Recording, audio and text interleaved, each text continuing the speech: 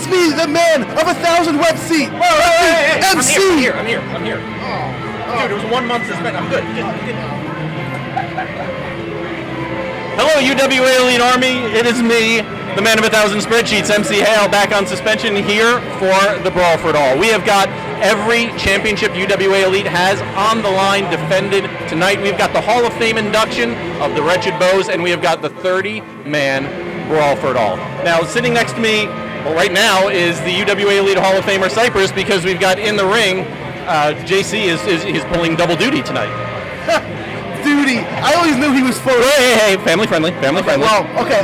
Well, speaking of full, that ring is going to be full before we know it, with 30 men competing for a shot at the UWA Elite Championship at last breath.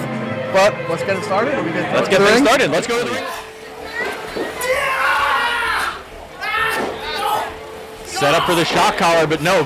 Seaway able to escape out the back door, and then with a roll up, 1, 2, holding the ropes. Mike Seaway held the ropes. I already beat Bulldog Pittman once. But did you cheat? I didn't cheat. Alright, I was more prepared for the match. He was. Doesn't matter. Okay. Last time I seen you, Dog, was at the Dynamite Days Memorial Tournament, where you was the victor in that match. Yeah, I came late. Yeah, I ain't have time to prepare. But a loss is a loss, dog. I don't make mistakes. 42% of you picked up British rounds match. Ladies and gentlemen, I just got word that Bulldog Pittman actually got jumped and will not be able to compete tonight. He is in bad condition. So I am very sorry. We were supposed to have a championship match.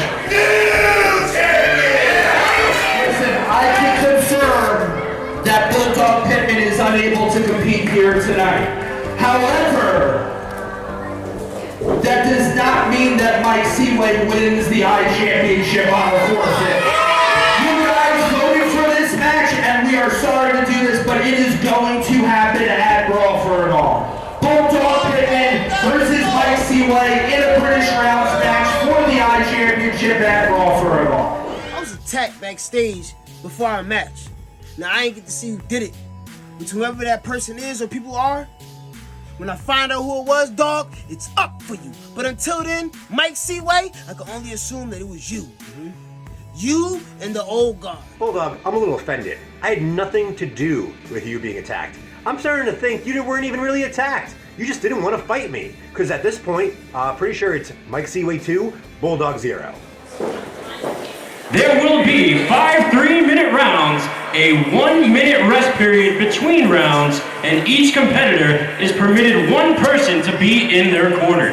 The match ends by pinfall, submission, or knockout during a round, and if the contest goes through all 5 rounds, the decision will be made by the judges.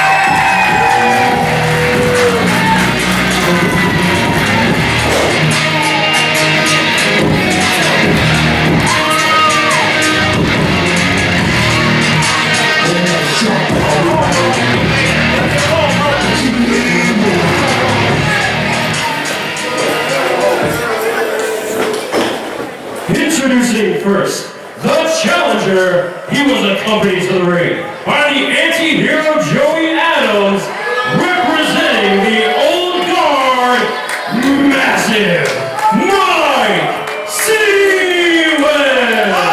So massive!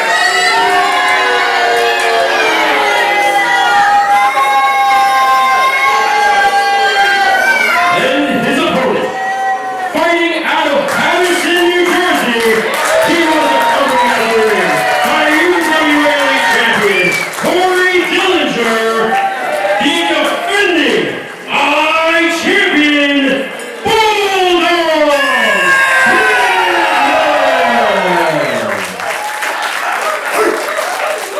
Your official for this match, Ref S.P. Anderson.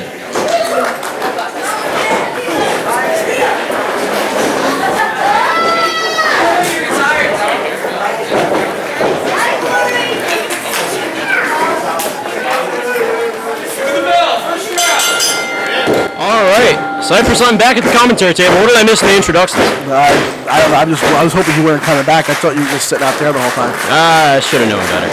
Hey, apparently MC Hale's back. I'm happy that MC Hale is back. Now I have some backup for me. MC Hale is happy that MC Hale is back. Well, nonetheless, we're kicking things off with a championship match. The iChampionship is on the line. Bulldog Pittman defending against Mike Seaway in a British rounds match. Probably one of the most unique stipulations in wrestling. Yeah, I've never actually called a British rounds match before. I'm pretty excited about this myself. Well, I've been in 15 of them, but 15. I've never called any. Yeah, they were in Rio. I won them all. TV. It looks like Bulldog Pittman going to work on the shoulder of Mike Seaway in the early stages of this matchup. And you know what? That's pretty smart. He does have a 1 minute rest period, but I mean, it might take a whole night to ice the arm by the end of the night. Can I just point something out real quick? Of course. The two cornermen. Yeah. Interesting choices. I mean, that is your co-main event this evening is the UWA Elite Championship matchup. Now Mike Seaway trapping Bulldog in the corner. I spoke too soon. Bulldog just going to town on Seaway. Reversing the Irish whip, a double reversal. Bulldog Pittman trying to meet him in the corner instead. Goes over the top rope on the apron. Seaway just picking up on that. And a unique roll through arm drag. Look at that drop kick by Bulldog. Halfway through the first round, Bulldog Pittman, defending champion, well in control. Now, gentlemen, remember this match was supposed to go down last month. Unfortunately, couldn't happen, but tonight it is. I bet Bulldog Pittman was just biting at the bit to get his hands on Mike Seaway. Yeah, I mean, Pittman is certainly of the opinion that Mike Seaway had at least something to do with his absence. Nice. That neckbreaker, that falling neckbreaker from Bulldog Pittman. So Seaway is pretty convinced that, Bulldog is very convinced that Seaway had something to do with it. Seaway denies it and even said that Bulldog was faking an injury. So, I mean, take that for what it's worth. As many grains of salt as you would like for a Mike Seaway statement. Very uncharacteristic of Bulldog Pittman to sit out due to injury, but I mean, he didn't fake it for sure. He was definitely under injury. And I mean, Mike Seaway, for as much as we're maybe not believing the whether or not he was involved in Pittman, we do know that Seaway is wrestling tonight with a broken toe. He does actually have an injury. This is a real injury. This isn't Mike Seaway telling stories. Seaway's got a broken toe, so we're going to see if that slows him down at all today, too. Seems like he was tending to it outside. Well, Mike Seaway and the rest of the old guard, remember what I said. They focus on Bulldog and focus on Cory. Mm-hmm. Just stay out of the do-or-die posse's way. That was my warning. And I'm warning right now. That's it. And I'll leave it at that. All right, we've got a rest period now. First round is over, and I got to say, round one's got to go to Bulldog, right? It definitely looked like it. Are we the judges? The judges are off-site right now. They're watching on video monitor. They're appropriately being kept anonymous so that they cannot be argued with. Probably, any of that kind of stuff. Yeah, that's probably a good smart idea. Yeah. I'll be honest, because if I was a judge, if one of them greased my palms, I would go that way. That doesn't surprise me. Like Bulldog would probably do something like that. Seaway doesn't seem like he's too happy with the attention being paid by Joey Adams here. Thinks it's maybe not sufficient. Well, maybe he should have chose TJ Blade. TJ Blade, obviously Seaway's former tag team partner in the Bro Team Pack, now part of the Old Guard. I think when Bulldog chose Cory Dillinger, it only made sense for Seaway to try and get Joey Adams in his corner also. Yeah, I mean, we weren't there when it went down, but I'm pretty sure that's, if we were betting then, that's how I would bet on. And the shoulder tackle takes down Bulldog Pittman. Looks like he hurt his neck on that descent. Seaway declaring how massive he is, and that shoulder tackle was something else, man. And you heard that impact. You know, I did meet up with Mike Seaway prior to the show, only to take down some information as, you know, I am ring announcing tonight. Of course. And I originally was going to go with the, as we say, and I couldn't go any further because nobody says the G word is what he told me. I mean, I think if you just go with massive Mike Seaway, that's probably more than enough. Clearly, he was hinting at the Beetlejuice movie and supported the theme for it. Of course. And the side headlock applied. Bulldog Pittman trying to build separation. He gets it. Leapfrog over the top and another. Now I wonder if all this moving and running and jumping are going to affect these guys later on. You got the I know sometimes you get that rest. You know you have that rest period in between, and you do a little too much. You push yourself too far. Halfway through round number 2, and looks like Bulldog just getting the better of it a little bit after most of this round was being controlled by massive Mike Seaway. Bulldog's he's holding his own right now, and I think he has a slight edge so far. Maybe not in this round per se, but if you take the first round into consideration, which obviously you do. Yeah, I mean who wins each round only matters if it goes to the judges' scorecards. And now Bulldog Pittman, being sent into the corner, and Joey Adams getting a cheap shot in the back of the head. Cory Dillinger trying to inform the ref. I guess there are disqualifications in this match. There are, but referee's got to see it in order. I know that. I'm just asking in general because I would just grab a chair. That's what I would do. Oh, we all know you grab a chair. Weapon of choice. Kind of anybody. Kind of your MO there, Cycle. Well, I did it my whole career. Why would I stop now? A massive elbow by Seaway. Bulldog trying to roll through it into a crucifix. He did get the shoulder up, and as you said, reversed it into the crucifix. Seaway now leaning on the ropes. 10 seconds left in this second round. Seaway may need to pick up a quick pinfall victory because he's, as of right now, this judge's decision, he's not looking good. DDT right as the bell rings to end the second round. And I think he could have secured the victory there if he had a little more time.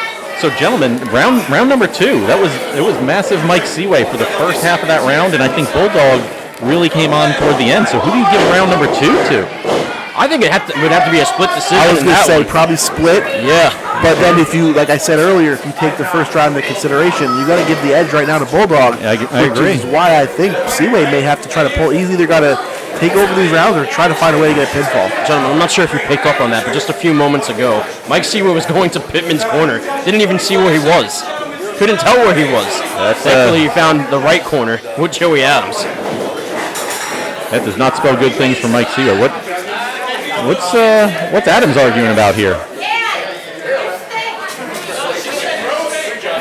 Well, he's paying more attention to the crowd than he is Seaway.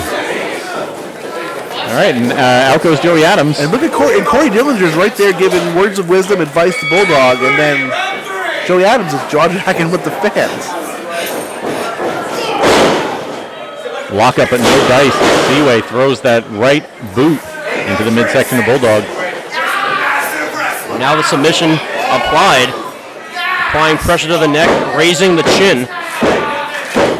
Dillinger trying to get the fans here in South River behind his man Pittman.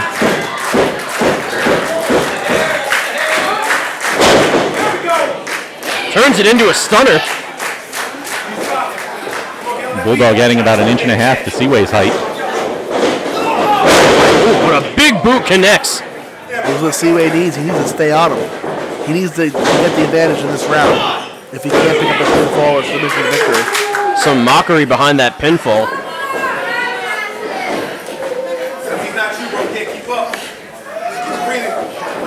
By our scorecards, Seaway can tie things up by winning this round or possibly go in the lead if he can get a 10-8 round out of this. As you hear, Cory Dillinger is still giving, instructions out to Bulldog during the match. Joey Adams is just kind of standing there. Looked like that was the double underhook suplex there from Mike Seaway. Covered by Seaway, 2 count by Ref Anderson, only a 2.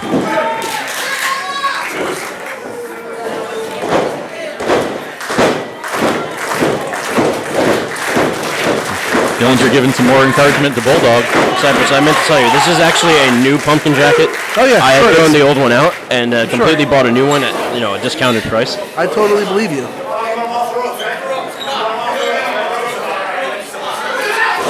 Ooh, kick to the face of Pittman, taking him off the ropes to the center of the mat. 1 minute left in round 3 as we make the cover. It's Seaway almost pulling things out. This is what we need from Seaway. If he's looking to get this victory, get this title, he's going to have to keep Bulldog off of his feet. Well, he's definitely got the advantage so far in this round. Yeah, Pittman not exactly the high flyer, but he does, as you can see right here, all of his offense comes from on his feet. Looked like he was going for the shock collar there, but Mike Seaway found the ropes. Found his way to the apron. Oh, on your left. And then you hear Cory Dillinger again, yelling how much time is left here. Joey Adams doing the same thing. The back and forth between both men, we very well may go to 5 rounds. Whoa, that was like 2.98. And this is smart by Seaway. Cover him again right away. Still only a 2 count though. 5 seconds left in the round. 1, 2. All right. That was a round dominated by Seaway. I think he got himself right back into this match. I'd have to agree with you, and I don't usually do. Yeah, I've got 10-9 for Seaway here, which would tie things up on our scorecards. Yeah, I got what you got. I figured. You got the exact same grades as the person who sat next to you in high school, didn't you? Oh, you did too? Funny how that works. Now that we have a minute for real quick, can I just bring something up? When you're suspended, I think you should be like locked up somewhere. You should be allowed to go on vacation and go on the beach. That's BS. It was a bit of a working vacation. I didn't exactly want to have to. I wanted to be able to make that decision by myself. I kind of didn't want to have that decision made for me of which one I was going to be allowed to do. But Ty Thomas has to be Ty Thomas. You should have been locked in a cell, an underground basement with hits. That's where you should have been. That's a bit more extreme than we usually go with in UWA Elite, but I'll take that under advisement for the next person who gets suspended, Cypress. Cypress, you saw who did the card rundown? What? You saw who did the card rundown for us? Well, obviously it was you because he was suspended. I don't know if you guys caught that. In between rounds, Rep Anderson was checking on Bulldog quite a bit, seeing if he would be able to continue. Looks like Bulldog might have gotten a little bit more shaken up than we realized in round 3. Well, you can't tell by how round 4 is starting, though. No, huge spine buster by the champ. Well, I think he's shaking it off right now. Is Bulldog putting it all into round 4 and leaving nothing in the tank for round 5? Oh, but Seaway knocking into the top rope, making Pittman lose balance.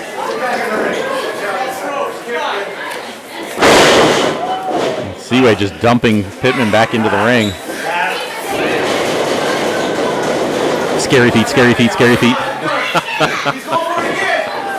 Another on your left.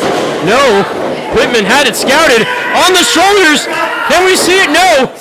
Seaway escapes. Super soldier kick.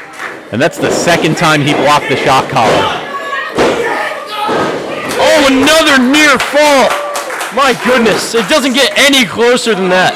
I think I see sweat on Dillinger right now. I think he was even nervous. I mean, Seaway is throwing everything he has got at Bulldog Pittman right now. I mean, this is another round that's going for Seaway as I'm seeing it right now. So yeah, Bulldog's got to put something together here. Otherwise, he's going to be on the losing end of things going into the final round. Joey has something in his hand. Looked like he has the stool that they were using for their rest period. But shot collar! Mike Seaway distracted by Adams. Pittman gets the victory.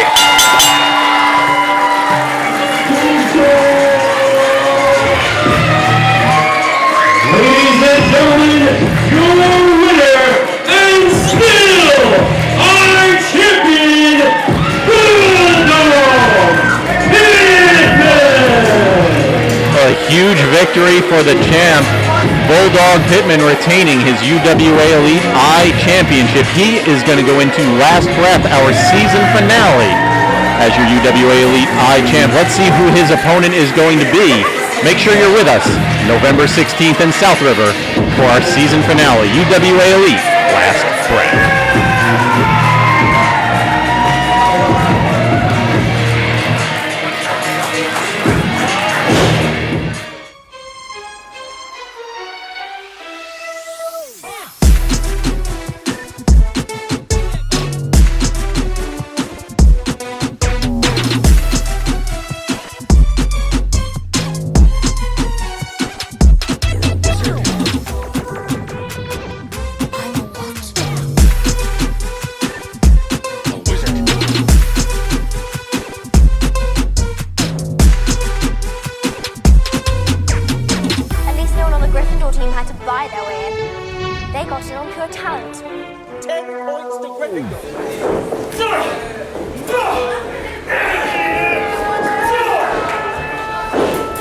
All men down except for V. Daniel in the corner. I don't know what he's going to do. Oh no!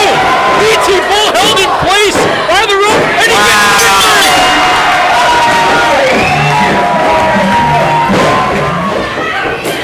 Oh, that's good. We know X Express doesn't even know which partner will be in as a challenger with this guy. We don't know if these guys will be in it. I don't think that was ever expressed, right? That looks new. It looks painful is what it looks like. They actually, I'm pretty sure they... Wow. So listen to me and listen to me clear. The X Express will be responsible for the contingent's last breath. Believe. Yeah, let's go. That's how we rock, Troy. That's how we rock, Troy. It's so funny that you're so worried about the contingent that you forgot who the new #1 contenders are for those tag team championships. This isn't the time, Max. Oh, it is the time. This isn't the time, Max Bane. You don't want this, bro. Take another step and see how that ends for you, bro. You should be worried about the Just Us League. Let me take those tag team titles from you. I want to rock. You gonna rock? X Express, whichever variation that it is, the Just Us League are taking those championships. And it's because of him that we get this opportunity. I will always be grateful for you. Let's go get what's ours. Don't even get me started on what I'm gonna do to that Max Bane. So it's not gonna be Max Bane. It's gonna be Mike Masker. And you know what, Mike Masker? This is you. Get him. There was no work in that. Oh, we can't film here? Alright, no problem. October 19th. 31 Reed Street. The X Express versus Just Us League. Get all three of us at the Brawl for it. Oh. I'm in Gucci.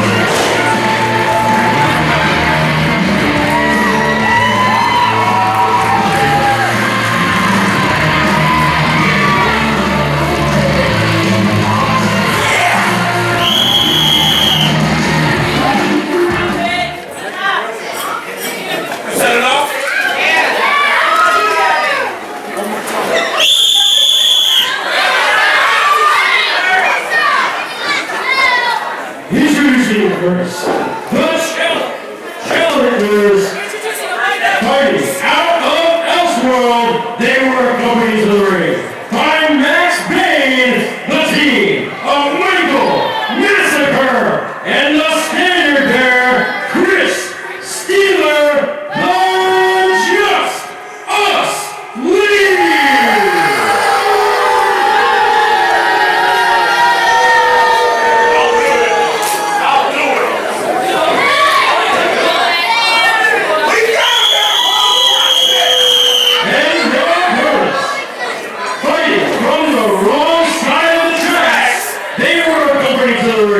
By the ferocious beast, V. Daniel, Peter Walkley, Jeff Cannonball, and the real thing, Troy Locke, the XX.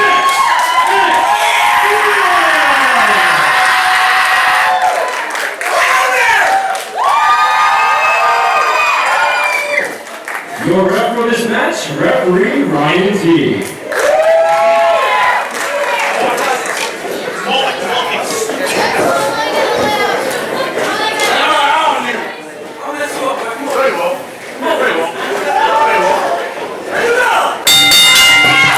We've gone from one hard-hitting match. Wait, hang on. We've got the managers here.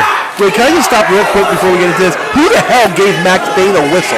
I think that was Miles Thomas. Oh, that makes sense. Yeah, he marches to the beat of his own very slow drummer. Well, action at ringside and in the ring now is Michael Massacre and Troy Locke lock up and sent to the other side of the ring was Massacre.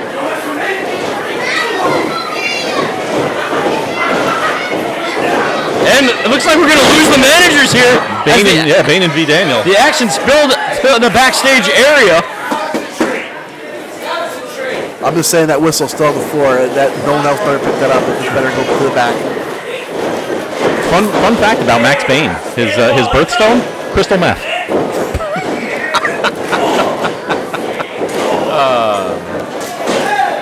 Chris Steeler tagged in. Locke grabbing onto the arm, taking him down. Side headlock, trying to reach for the tag. I don't think he got it. No, Cannonball not able to get that tag in. Sends him to the ropes, and Steeler responds with the shoulder tackle. Troy Locke sporting new ring gear. A bit of overall inspired. Would you say that's like Devon Dudley inspired? I mean, I wouldn't say that. Who? You don't really, Brother Devon?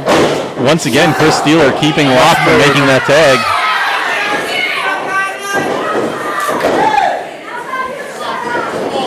And I don't know if this is just for our Halloween-themed event, but Massacre going with that face paint that he used to wear when he was a bit more unhinged, if we can... the guy's still at the same level of unhinged. I mean, he just saw Terrifier 3 in theaters. That movie is not even rated. It's so terrible. Kind of surprised he wasn't in it. I heard he was there all day watching it over and over again. See, that just scares me. I hope my car's locked. I got a second locks at home. Was he picking up pointers? I mean, what? I hope not. Not on a family-friendly show like this. Locke with the drop kick, sending Massacre out of the ring. I saw him wandering around showers earlier today. That's the closest he's come to a shower in months.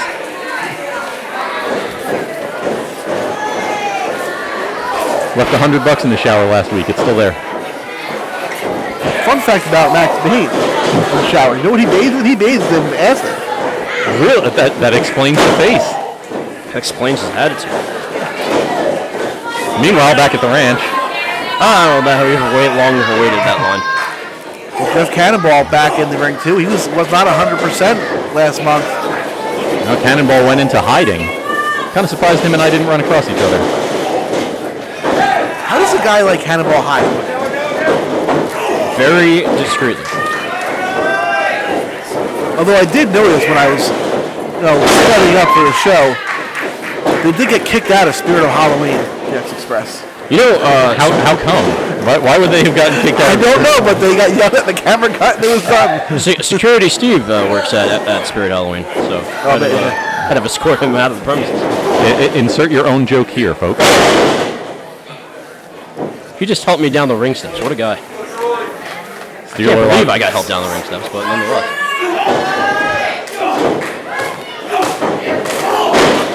Steeler throwing a knee into the midsection of Troy Locke. And we got Massacre coming back into the ring.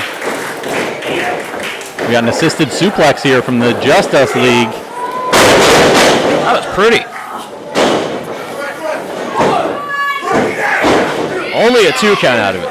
I mean, for all of the shenanigans and all of the hatred that the Just Us League receives, they're one of the more technically sound tag teams that UWA Elite possibly has ever seen. When it comes to just raw wrestling ability, technical ability, Massacre and Steeler are certainly no slouches. I agree, they're veterans of the ring. Their one issue is sometimes, albeit very slightly, they get in each other's way. It can happen, yeah. It has happened in the past. A few victories have turned into defeats due to some miscommunication. Surprisingly, Max Bane seems to have calmed that, though. You know what? They seem to be on the same page a bit more now. I think you're right on that one, too, because you're right. They haven't really had any mishaps. Since maybe because Max Bane is a gigantic mishap, so you don't like, Maybe they're a little bit more careful around each other? Yeah, I mean, with that guy, you kind of have to be, right? Hey, Cypress, you know who slashed the tires of the Lost Boys? What? You know who slashed the tires of the Lost Boys? I do. Who is it? Travis. I tried, MC Hill. I mean, I quit beating that drum a long time ago. I just wanted to see if he brightened up. Troy Locke in a lot of trouble in the corner right now. That's what you told me last month in front of Eddie Thomas. Well, referee Ryan T and Chris Steele are not friends. Well, no one's really friends with Ryan T. Ryan T used to have a lot of friends. He used to have thousands of friends. Then his MySpace got deleted. Would you say that he's so unbearable that his own truck left him? No comment. Oh, make a wish. I'm going to keep using that one until it dies, I'm telling you. Troy Locke dealing with the wishbone and then the cover by Massacre, but a 2 count only from ref Ryan T.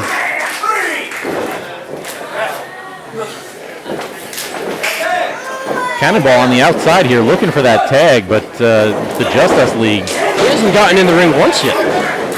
Well, this is textbook tag team wrestling for the Just Us League. Cut the ring in half. Keep him away from his partner. That's what you do. Just Us League setting up Locke. Oh, Locke is taking a hellacious beating at the hands of the Just Us A League. reverse suplex with a DDT?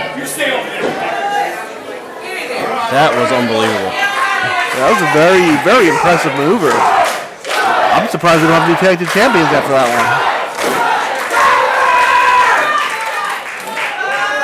Cannonball yelling for the crowd to cheer louder for his boy Troy Locke. We're going for another wishbone here. Addressing? Locke able to roll through it, however. Innovative springboard being used by Troy Locke to a double reverse elbow. And now Locke, building up steam, gets back to his feet, but so does the Just Us League. Rolls through for the tag! Jeff Cannonball is the legal man! Cannonball's only been in the ring for about 7 seconds in his first try this matchup. Let's see if he can do any more damage now. 2 clotheslines for the Just Us League.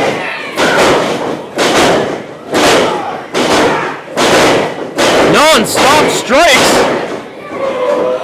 I'm surprised they're both standing. Steeler blocked the first one, didn't get the second one. Forces Michael Massacre and a DDT his tag partner. The uppercut from Cannonball setting off that chain reaction. And this is the stuff I was talking about with the Just Us League. These are the mishaps that go on. I mean, Cannonball just has such an unorthodox offense that I'm not sure that the Just Us League, even on their best day, can predict what Cannonball's going to do next. Oh, what a super kick. Don't let the beard fool you, folks. That's like no protection. And then one to the back from Massacre. Oh my God! The shin from Massacre and the boot from Steeler. How does he kick out? How does Ryan T allow 2 people to cover him? MC Hill, you have any more of that tea? My throat's feeling it alright. Steeler Massacre discussing a little bit of strategy with Cannonball across the ring. Double avalanche. Oh, he caught them and flung them to the other side of the ring. My God, man. Troy Locke looking like he's recovering a little bit on the apron. Still on shaky legs, but I agree with you on that, Cypress. Yeah, but Cannonball, yeah, he needs a tag. He got those boots right to the head. Tags in Locke, throws him into Steeler. Now into Massacre. Little extra momentum. You get a lot more momentum with Jeff Cannonball as one throwing you. Steeler avalanched into his partner. Troy Locke for the coup de grace, maybe. Oh, wait, the contingent coming out here to ringside. Now, I mean, Rep Ryan T sending off BT Bull, but we've got Thomas and Corvis on the other side. We know that the contingent beat the heck out of the X-Express last month and low blows while referee Ryan T was distracted. And Jeff Cannonball kicked out to ringside. Troy Locke is the legal man right now. Both members of the Just Us League. We're getting the dawn of justice.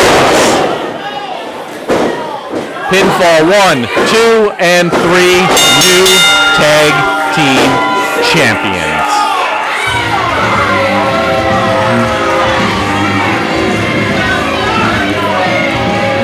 Ladies and gentlemen, your winners and new UWA Elite Tag Team Champions, Michael Massacre, Chris Steeler, the Just Us League.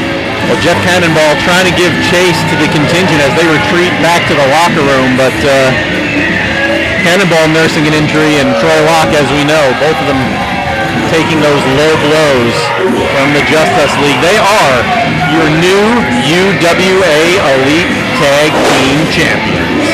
And once again, a vicious dawn of Just Us that's bringing them the belts. Folks, up next we have another title match. The Iron Man Championship, Jungle Jim Wilder against Eric Corvis. Let's take a look at how Jungle Jim won that Iron Man Championship. This is your UWA Elite Rewind. See the opponent of Ty Thomas that you, the fans, voted for on the line.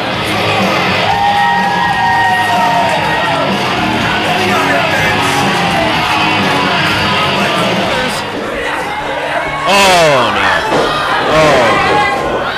Here comes the contender. I guess you don't need to scout your opponent when you just have a couple of Jamokes here ready to do whatever you need to do to get this done. Oh, that could have been on the scouting report. Oh, wait, but here comes the X-Express to even the odds. V. Daniel sweeping the feet of BT. Oh, the ref was distracted. A low blow from Ty Thomas. Oh, he's fighting back. Wait a minute. This may be it, guys. No way. 1, 2. Wow. Jungle Jim. What did I tell you? Holy. Wow. That might be the upset of the century. So, Ty, you get a rematch, right? I do. For your Iron Man Championship? And I'm gonna take it back. Yeah, that goes to Eric. What? Wait, whoa, it's my... Yeah, that goes to Eric. What? Hold up. Nothing against you. Right. I'm gonna need everyone that's been pinned tonight to raise their hands. Everyone that's been pinned, yeah, exactly. That's why it goes to Eric. Anything else? Look, I don't agree, but if it's what's best for the group, then... I think it's...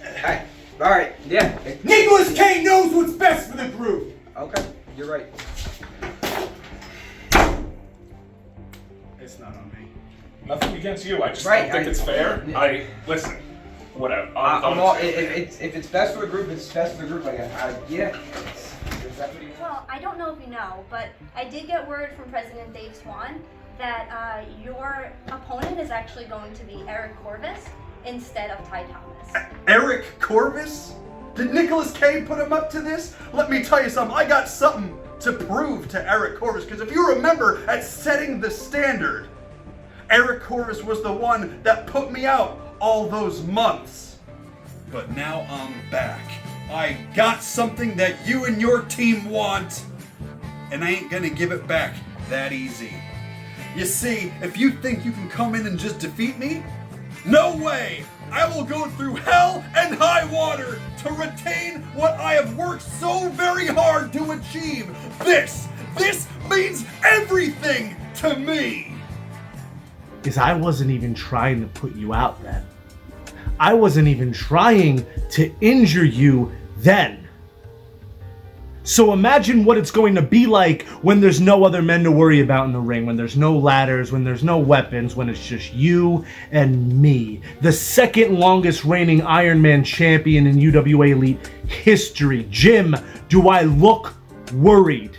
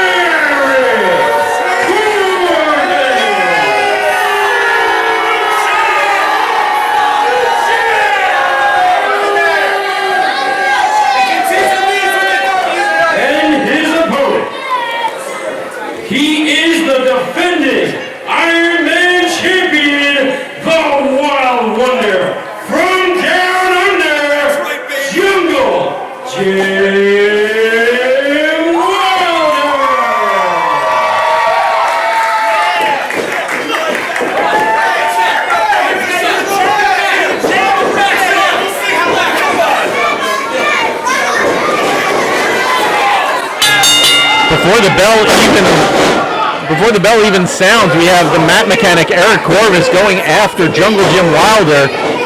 No, I know it doesn't look good right now, but I gotta say, I like the little emotion right before that from Jungle Jim. You don't really see that. I barely had time to make these ring announcements. Yeah, Wilder putting the belt in Eric Corvis's face, saying, "I'm the champion," and Corvis certainly taking exception to that. Well, I mean, he is the champion. I haven't seen Eric this incensed in a long time. Oh, so ever since a good thing your son didn't choose Harry Potter this year. I just saw another fan pass by. Well, the funny thing is that he is Harry Potter for Halloween. Wait. Oh, okay. Not tonight, though. No, not tonight. Okay, you had me confused there for a second. Oh, the chop from Corvis. All right, Corvis calling for a quick ending of this match. Let's see if he's correct. I think he was positioning him for the Zero Machine. But Jungle Jim Wilder fighting back cross body from the second rope. Quick cover by Wilder. So what was that we're calling Jim Wilder now? The Wild Wonder from Down Under. I like that. You know, when Jim Wilder won the Iron Man title, Jungle Jim became the king of the program. I was the only one that believed in Jungle Jim Wilder, by the way, MC Hill. Did you catch that last one? I did, and Wilder proved a lot of people wrong. He surprised a lot of people. I mean, look at him right now. Well, not many people can throw Eric Corvis around the ring like that. That's true, but I can tell you who didn't believe him, who still doesn't believe in him, is Eric Corvis. I mean, that's fair to say. However, called him a phony champion. Can't argue with success, though. Corvis sending Jungle Jim Wilder over the top rope, saying that's how he's going to win Brawl for it all also. Well, if you can't argue with success, Eric Corvis is one of the most successful. Oh, he kicked the rope by accident. I don't think by accident? Yeah, I think it was a step. But Eric Corvis is one of the most successful competitors in the history of UWA Elite. So if you can't argue with success, and Eric Corvis is right. Eric Corvis, I mean, he is a Grand Slam champion. He has held every belt that UWA Elite has to offer. So he's correct that Jungle Jim is a phony and fake champion. Two things can be true at the same time. Eric Corvis can be an accomplished wrestler, and Jungle Jim Wilder can be a legitimate champion. Oh my God, using his tie. I'll tell you what, if Jungle Jim comes out of this match with a victory, or not even a victory, if he comes out of this match as Iron Man champion, I will say he's the real champion. Okay, I will take that bet. We are at 57 minutes and 57 seconds of this recording. Yeah, I'm not even, no joking, nothing. I will say, if he could beat Eric Corvis, then I have to, acknowledge him as a champion. Can I say that? Okay. Gotta say, I like Eric Corvis's cosplay of V for Vendetta. That goatee is a little bit overgrown, but Is Wilder... Okay, I wasn't sure if he was still conscious there. I just got to say something real quick. A guy who's worn the same jacket 3 years in a row cannot critique anyone else's Halloween theme. Cypress, what are you for Halloween? A guy with a olive green T-shirt and the same shorts from every show? I'm a member of the Do or Die Posse. I mean, he's not wrong. I mean, MC Hale, this guy, the weather's getting colder. He's not even wearing pants. I have pants on. They're shorts. Corvis lighting up the chest of Wilder.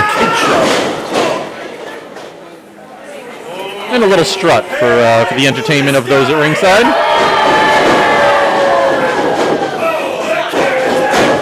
Well, nobody home as Corvis goes for an avalanche, but Jungle Jim Wilder following it up with the leaping knee. Oh my God! Corvis just sending Wilder almost through the apron. It's unbelievable. I can't believe that just happened. Well, we talked before about how Jungle Jim Wilder was throwing Corvis around the ring, and I guess turnabout is fair play as Corvis does the exact same thing to Wilder. Now looking to separate the shoulder. Jungle Jim Wilder struggling to get back to his feet, and Corvis continuing the mockery, just slapping him in his head, in his face.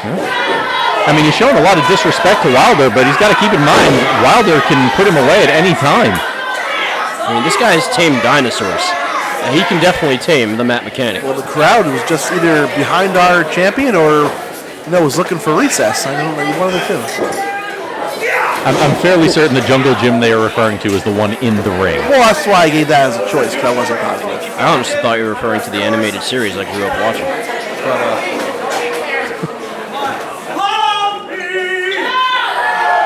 Back at the ranch. There you go. Jungle Jim Wilder in a daze after being sent headfirst into the bottom turnbuckle. I'll allow it. Corvis driving the knee into his face. No love for the officials tonight. Do we point? We might do this. I don't know. I'm old. Not as old as MC Hale. But do we point out that the reason Eric Corvis is in this match Because he was the only member of the contingent who did not get pinned at iWrestle. And it's interesting because Ty Thomas is a former Iron Man champion. Usually got a rematch. Yeah, I mean, and Nicholas K deciding that Eric Corvis was the man to take on this rematch with Jungle Jim Wilder instead of the former champion Ty Thomas, and BT Bull too. And I gotta say, I think BT Bull should get a pass for getting pinned at iWrestle. I mean, the guy he did have. He was literally tied down. That was unbelievable. It was a bull rope over the throat, keeping BT Bull pinned as V. Daniel picked up that pinfall.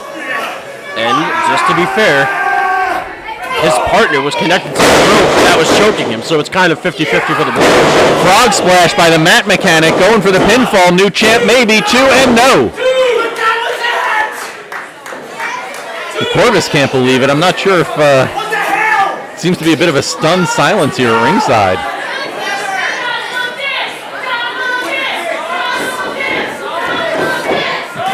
Crowd trying to get behind Jungle Jim again.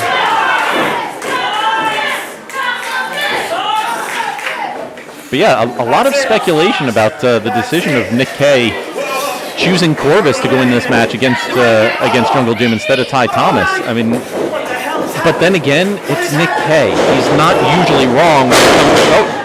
Reverse kick by Jungle Jim Wilder there, but Nick Kay is very, very rarely wrong when it comes to the affairs of the contingent. Yeah, but then you go think back to that big 6-man tag. As Jim with a big flipping senton, this could be it here. Oh, there goes Nicholas K. But real quick, make the point. Ty Thomas was the only one to walk out with a title that night. And Jungle Jim Wilder distracted, as was our ref. Oh no! He had the low blow scouted, but not on the third try. Yeah, Wilder was able to dodge it twice. Zero Machine being set up by Corvis. Planted. This could be it. A short title reign. 2. What happened? Oh, his foot's on the rope. Wilder able to get his foot on the bottom rope. I didn't even pick up on that. Away from our camera position here. And tried lifting up that leg, but the other leg on the ropes. Wilder's crafty. He is a slippery dude. I gotta say something, and I don't usually criticize this man, but that's on Nicholas K. The he foot was right there. next to him. He could have pushed that foot. That's what I would have done. I'm a little surprised he didn't do that. He was taking a sip of beer. That's valid. Priorities. Yeah, Wilder is just he's a slippery dude. Not many people figured that he would be able to get through Ty Thomas, and he did. Nobody was expecting him to get through Eric Corvis, and I mean it's taken Corvis a long time here. I don't know that Jungle Jim has given up this title anytime soon.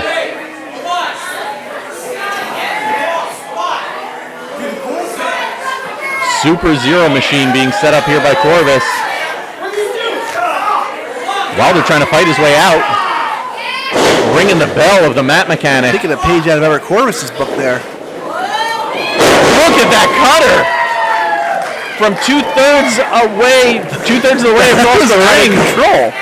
Oh, there's Nicholas K. making up for the last mistake. And there's the assist that he should have had before. Well, don't forget, champion's advantage here. If we get a disqualification in either direction, Jungle Jim Wilder keeps that title. And look at who's coming out to ringside. Is that Brass Knuckles? Oh, Corvis missed them. The throw was too high. Ty Thomas sent the Brass Knuckles right over the head of the Mat Mechanic. And Jungle Jim saw him. He knows he has him. The spinning kick from Jungle Jim Wilder. Are you kidding me? Wilder putting down the Mat Mechanic, hooking the leg. 1, 2, still champion. This is crazy. You know what? If you give me a second, I'm a man of my word. Jungle Jim Wilder is a real champion. And still, Iron Man champion, Jungle Jim Wilder. I mean, it was not exactly how it was drawn up. Jungle Jim Wilder taking advantage of an errant throw from Ty Thomas. The brass knuckles that were intended for Eric Corvis went over his head out of the ring. Jim Wilder taking full advantage, and he is still your UWA Elite Ironman champion. As his celebration just begins, don't forget you can have your celebration with UWA Elite Superstars. The birthday bash is available. Make sure you are going to UWAelite.com for all of the details.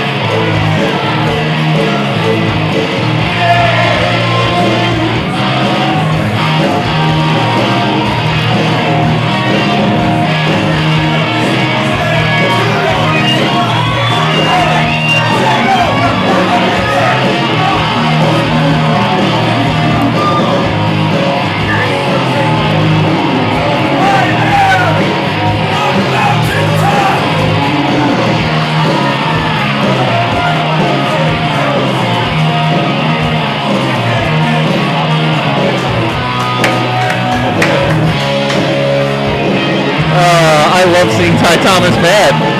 I love seeing him mad.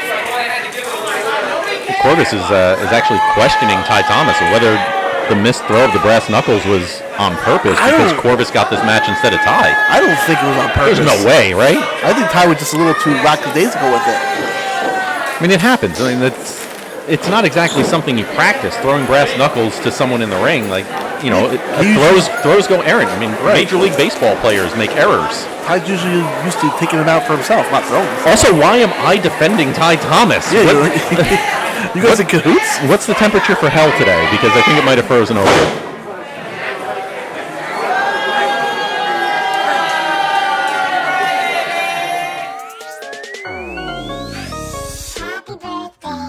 Celebrate your birthday with the All-Stars of UWA Elite Pro Wrestling with one of our amazing UWA Elite Birthday Bash packages.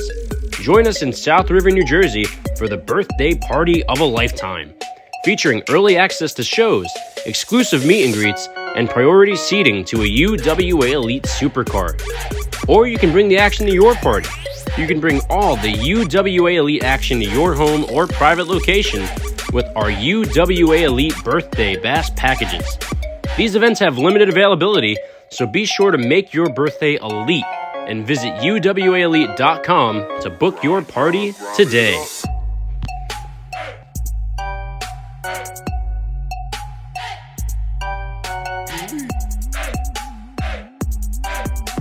YouTube is the new official home of the UWA Elite Network. Don't miss classic matches, full events, exclusive bonus content, and much more right now on the official UWA Elite YouTube channel. Plus, every month you'll get to watch brand new UWA Elite Supercards in their entirety for free. From setting the standard to Last Breath and everything in between, you can catch all of your favorite UWA Elite All-Stars in one place. The UWA Elite Network, powered by YouTube.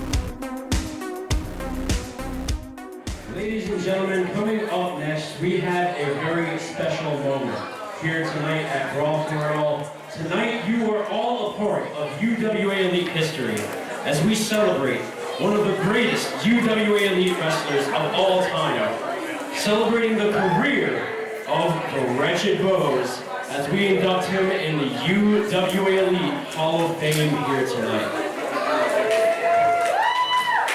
And here to make that induction, one of Bo's very best friends, please welcome Sean Damage McNellis.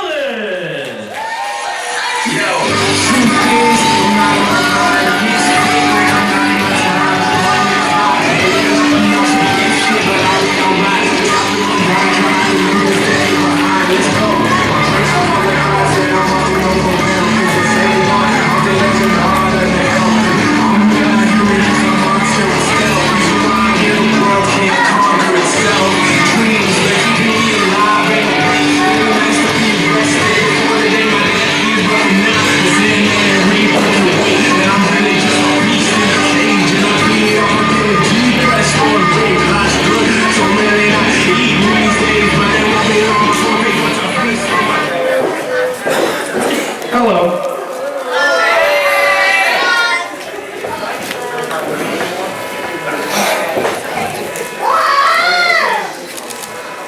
My sentiments exactly. Imagine having to meet your nightmares in the middle of a wrestling ring and look at a 6'6" monster who only wants to rip your head off. Our paths crossed many times in this ring, and it was always a physical experience. You were driven to be the best, scariest monster you could be. It allowed you to channel all the demons inside you and bring down the house show after show after show. The Wretched Bows is arguably the most dominant force to ever set foot in a UWA Elite ring. A two-time UWA Elite champion, longest reigning Ironman champion, a Grand Slam champion, winner of the Mike Davis Memorial Tournament, and this very event tonight, the Brawl for It All, twice. If there was a Mount Rushmore of the UWA Elite, all four faces could be the Wretched Bows, and you wouldn't hear an argument from me or anybody else in the back for that matter. I truly can't believe how far we've come from our humble beginnings. He knows I always tell this story, but I met the Wretched Bows before I ever actually met him. We went to high school together. He was a freshman when I was a sophomore, and you couldn't miss him as he was literally head and shoulders above everybody else. I remember mumbling something along the lines, homeboy tall. Homeboy tall. I ended up being introduced to him a year later, and our friendship has evolved ever since then, after 22 years.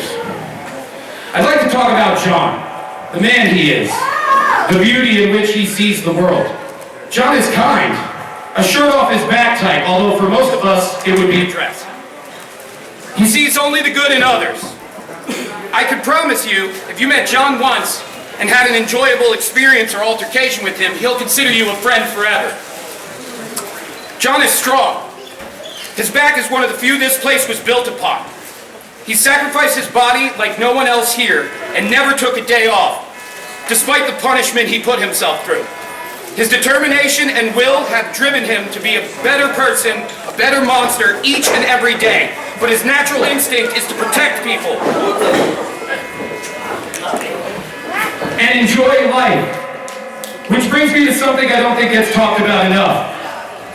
John is a leader. I must admit, I took an outward approach to leadership. I actively sought it. However, John's leadership isn't as big as he is. It's the small knowledge that he's going to give his best at any given time with everything. All the times he had a tiny word of encouragement or a joke to break the anxiety and tension of waiting to hit the curtains. Or simply his way with people. Regardless of how scary he was and is inside this ring, I've always known a kinder, gentler soul outside of it. And he was leading all of us into battle. And it wasn't something he ever saw. It's impossible to watch John do his thing and not be inspired. People chose him. The boys chose him. Because of who he is, how he is, and what he is. He never gives himself enough credit. I believe most have known him to be a wrestling savant, but he's also a people savant. And that could have been the end of it. John owes us nothing. Yet he's still here every show as one of the heads of production. As the most intimidating cameraman you've ever seen, he makes sure to get every shot and angle for us. He'll make a suggestion or give a sage piece of advice, as well as all the other intangible, irreplaceable things John does. I know all these things firsthand. When I'm in the confines of the UWA Elite Army base, I'm cool, collected Sean Dan Cricknellis. Outside of this place, I'm just Sean. And I've been through a lot. John has stood by my side through a lot of the trials and tribulations. Even when I was giving him nothing but negativity, he stood by me. Unlike other people I started this journey with. He's given me the brevity to mess up and not always be graceful and the best version of myself. Never would you have guessed that the one word that best describes the scariest monster in the UWA Elite history is human. Folks, please join me in congratulating and honoring my best friend, Dr. John Bows, aka the man you see in your nightmares, the Wretched Bows.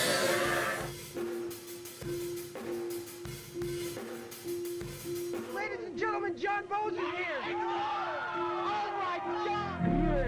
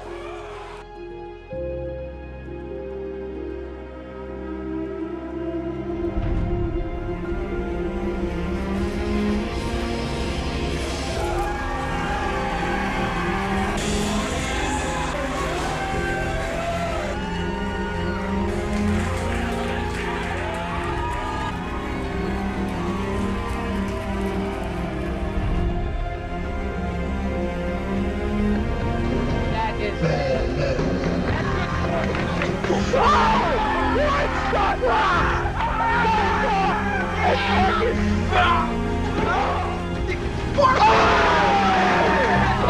my goodness! Oh my God! Oh no!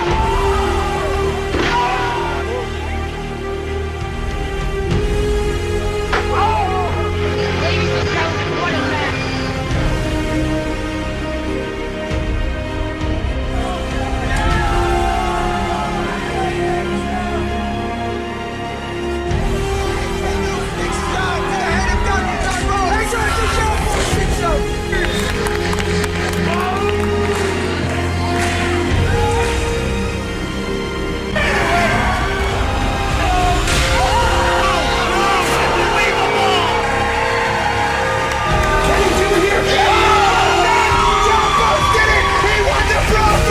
In the greatest moment of John Bones' personal and professional life, the title that has eluded him for 12 years is his!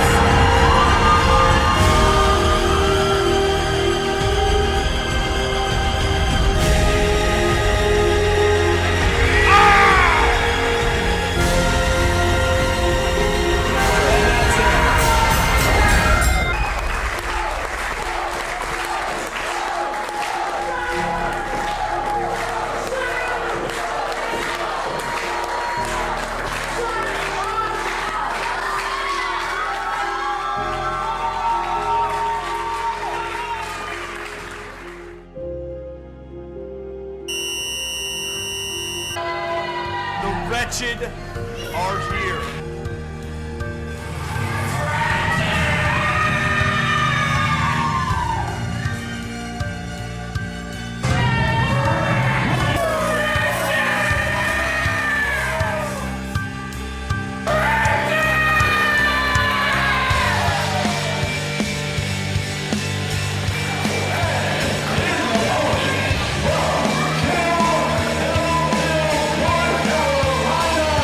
He is ready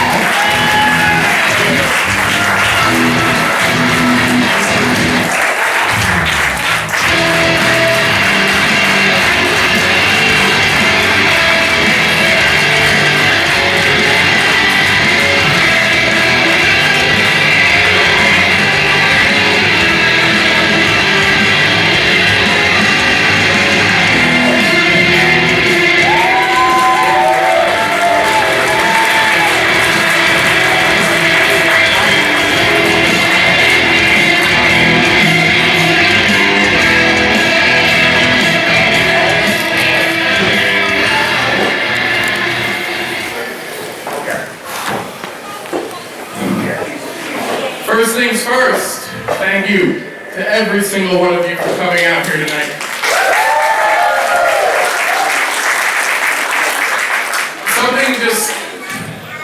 Something doesn't feel right, something's missing, so please give me 1 minute.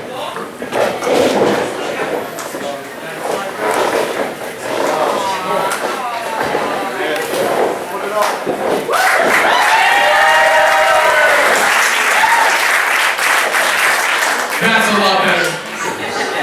Now, I want to start with a couple of thank yous. To Dave Swan,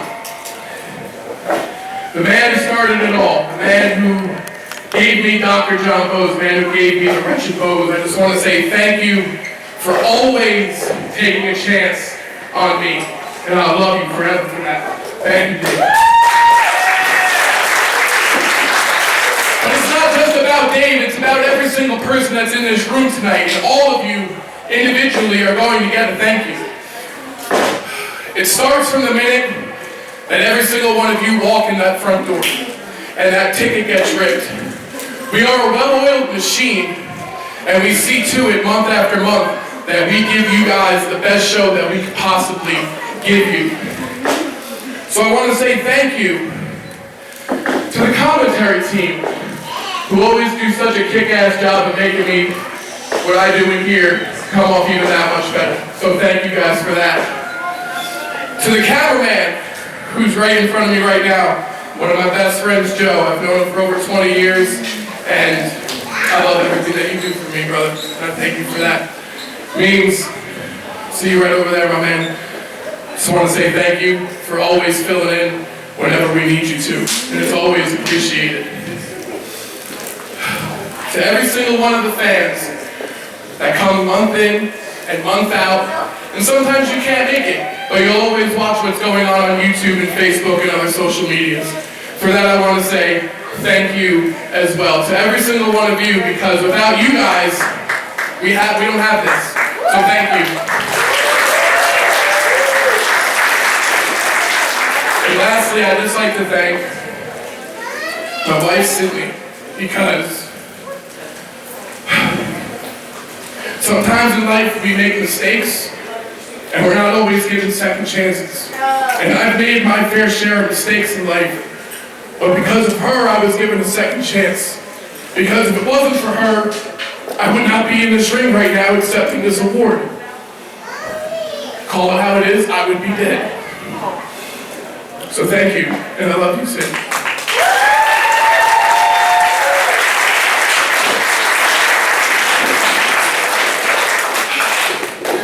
Let's hear it one more time for Sean Damage McNellis. Like he said, I've known Sean for 22 years, 22 long years. We came into the business together. Me, him, and Tech. I've known Tech for 32 years. Yeah, it's a long time. It's a long time to know somebody, and despite everything, we always had each other's backs through good times and bad, and that's something that I'll take with me to my grave. The first day I met Sean McNellis was after school, and I walked up to him and I said, "My name's John Bose, and I'm going to give you a backbreaker now." And I laid his ass out with it. And the rest was history from there. A short while later, in 2002, we met Dave Swan, and that's when the UWA Elite started for me, for all of us. And it was in 2005 that we had wrapped up the backyard wrestling days, and we never thought if we were going to wrestle ever again with each other. We never thought we'd see each other ever again, and that was a scary point. Until 2011, when the forces that be just knew that what we had to do wasn't finished yet, and we needed to finish it. And along came UWA Elite, and we were off and running once again. 13 years UWA Elite's been going on, and trying to find the words to put on paper to talk to you guys about it. I would talk your guys' ear off for over 3 hours. I don't think so. Not a chance. In 2012, we were all introduced to one of the greatest weeks of the year, and that's known as the Middlesex County Fair. And you knew that when the first week of August was rolling around, that my mind was set to destroy not only my opponent, but also myself. Because I would have guys in the locker room come up to me and say, "Hey John, what kind of stupid stuff? What kind of stupid stuff do you got planned this year?" And my answer was always the same, and it was, "You have to be there on Saturday night to find out." 2 hospital visits later, I still stand before you, unbroken, and still the Wretched.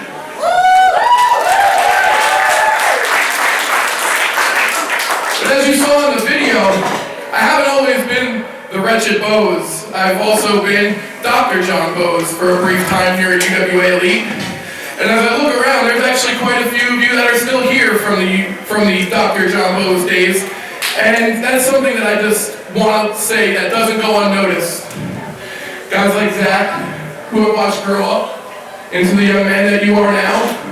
Riley Bouchard, I've watched you grow up into the young man that you are.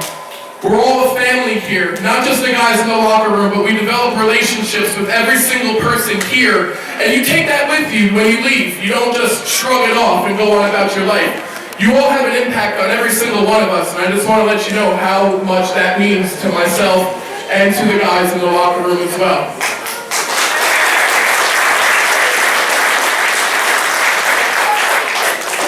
As far as retirement goes, Eric Corvis, the bane of my existence, and also my mentor. You were the one who always wanted the best for me, and for that I'm eternally grateful. You always pushed me to further myself when I didn't think that I had it in me. And although you ended my career, I wouldn't trade any of it in for the world. Since retirement, as you all know, I am now the head of production and I am a cameraman. And damn it, that sucks. Because I just really want to still be performing for each and every one of you guys. And I knew what happened that day back in November of 2022. And I can't take it back, but at least I still get to see every single one of your faces month after month. And in closing, I would just like to say, from the bottom of my heart, that this right here shows me that I have achieved Wretched immortality.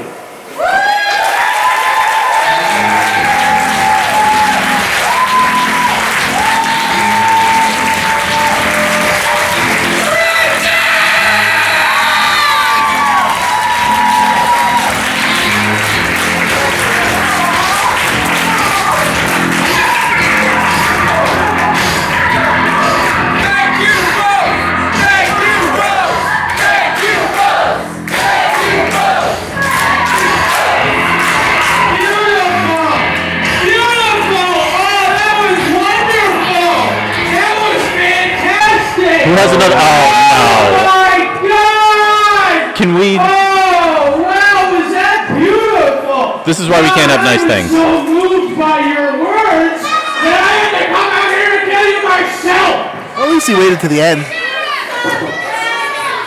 And by moved, I mean absolutely disgusting. What? John Bose, listen to me. You're a disappointment! No, I should have been out here wondering what the heck happened to my invite. It must have got lost in the mail. But you know what? Forget about that!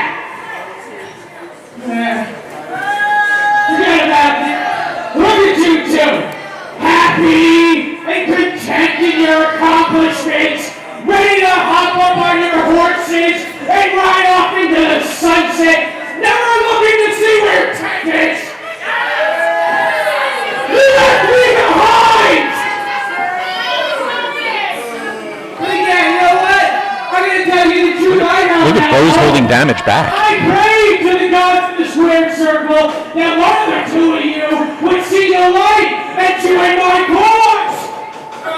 Now, see, now that was foolish. I get it. I can paint a bit abrasive, right? Yeah. Hey, you know what? We made Wickedy well.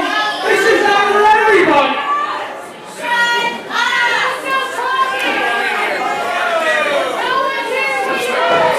Now, John, I have a really important question for you, John. Why did you pick this loser to induct you into the Hall of Fame? Hold him back. We both know he's got serious anger issues. Good grief. We're getting a little personal here. Hold him back. Hold him back, big guy. Hold him back. No, you know what? I tell you what, I'm not going to flatter you, John. You know what? You were once powerful. You could change the UWA in any way you saw fit. Yeah. You were an army of one. You were the monster that other monsters feared. But now look at you. Now look at you, John, in your retirement. A loser, pathetic cameraman. The only thing you're contributing to nowadays is blocking the view of the people in the front row with your fat ass! Oh, a little too much for Sean Damage McNellis to listen to. Taking down King Tech, and now Bo is trying to separate both of his best friends. Oh man, this is... Bo's physically pulling Sean Damage McNellis off. Oh. Tech was about to use the staff. Yeah, shrinking away from Bo's, as I certainly would. I mean, the man just got inducted into the Hall of Fame. Let him have his moment. Like I said, he did. He came in at the very end. I mean, he had his moment. Bo's telling Damage to go to the back, so you'll have your moment later. All right, folks. Well, not exactly the way that we thought it was going to go down, but let's hear one more time for UWA Elite Hall of Famer, the Wretched Bows. Folks, we have got your UWA Elite Championship matchup. It is coming up next. Joey Adams with the #1 contendership. Let's take a look at your UWA Elite Rewind.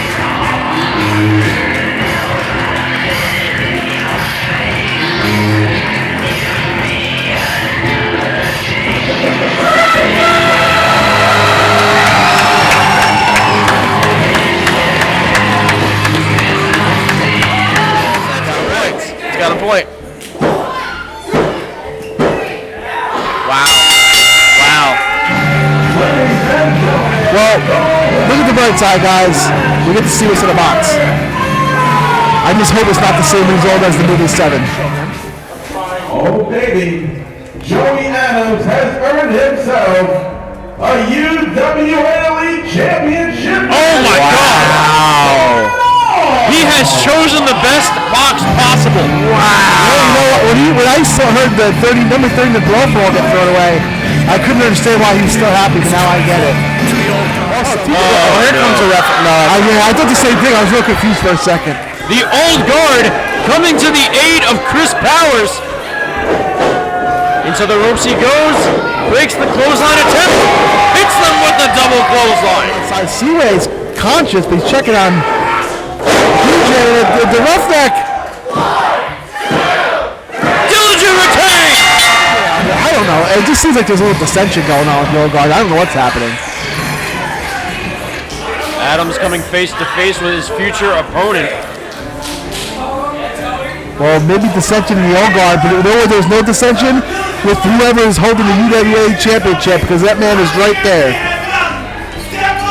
As far as championships go, where were you tonight? Yeah, dude, we were there. Huh? Where was I? Yeah. That doesn't matter. That is completely irrelevant, because you guys are missing the big picture here. I could have drew number 1, and I could have drew number 30 in the Brawl for It All. The gods have sent us a message. And by next month's time, the UWA Elite Championship could belong to the old guard. Joey, you've changed. I don't know if it's for the better or for the worse.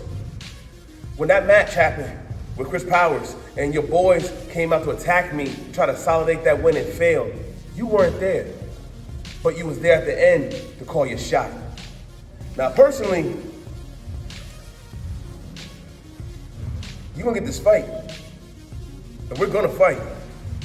But I don't know how we're gonna do this. Are you gonna cheat or be a man? Let's just see how this falls. This time, this go around, I'm going to show you all that I can get it done by myself. I don't want, nor do I need, any of your help in this matchup. And Cory, I don't think I forgot about you. You are a man on a mission this year. You have been running through every piece of competition that comes your way. Well, let me be the first one to tell you that at Brawl for It all of that changes. And unlike Chris, I will not fail.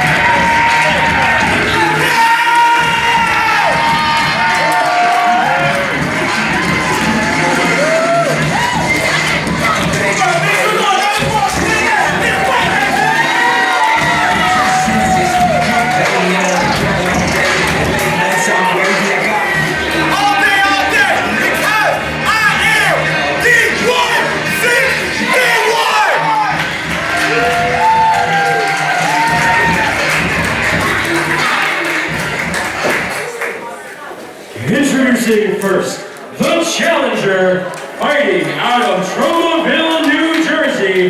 He represents the old guard, the anti-hero, Joey.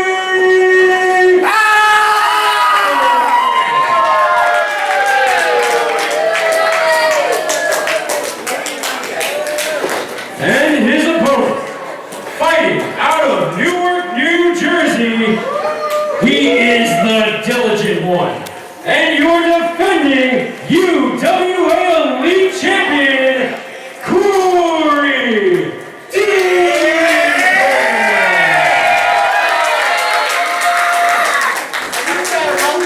Game one!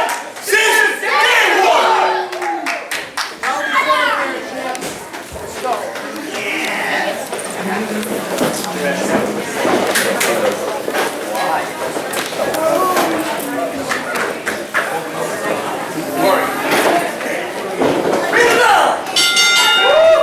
All right, as they say, it's championship time. Oh God, you said it. Get out of here. I mean, you didn't say it in the ring. I think that's the thing we're supposed to say. I would. You couldn't pay me. I got to check the rule book on that. Oh, I definitely wouldn't pay you, but you're supposed to say it. All right. Yeah.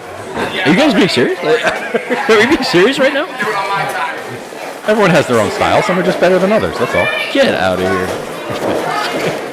All right, championship matchup. UWA Elite title, the big belt, is on the line. The anti-hero Joey Adams challenging against champion, the diligent one, Cory Dillinger.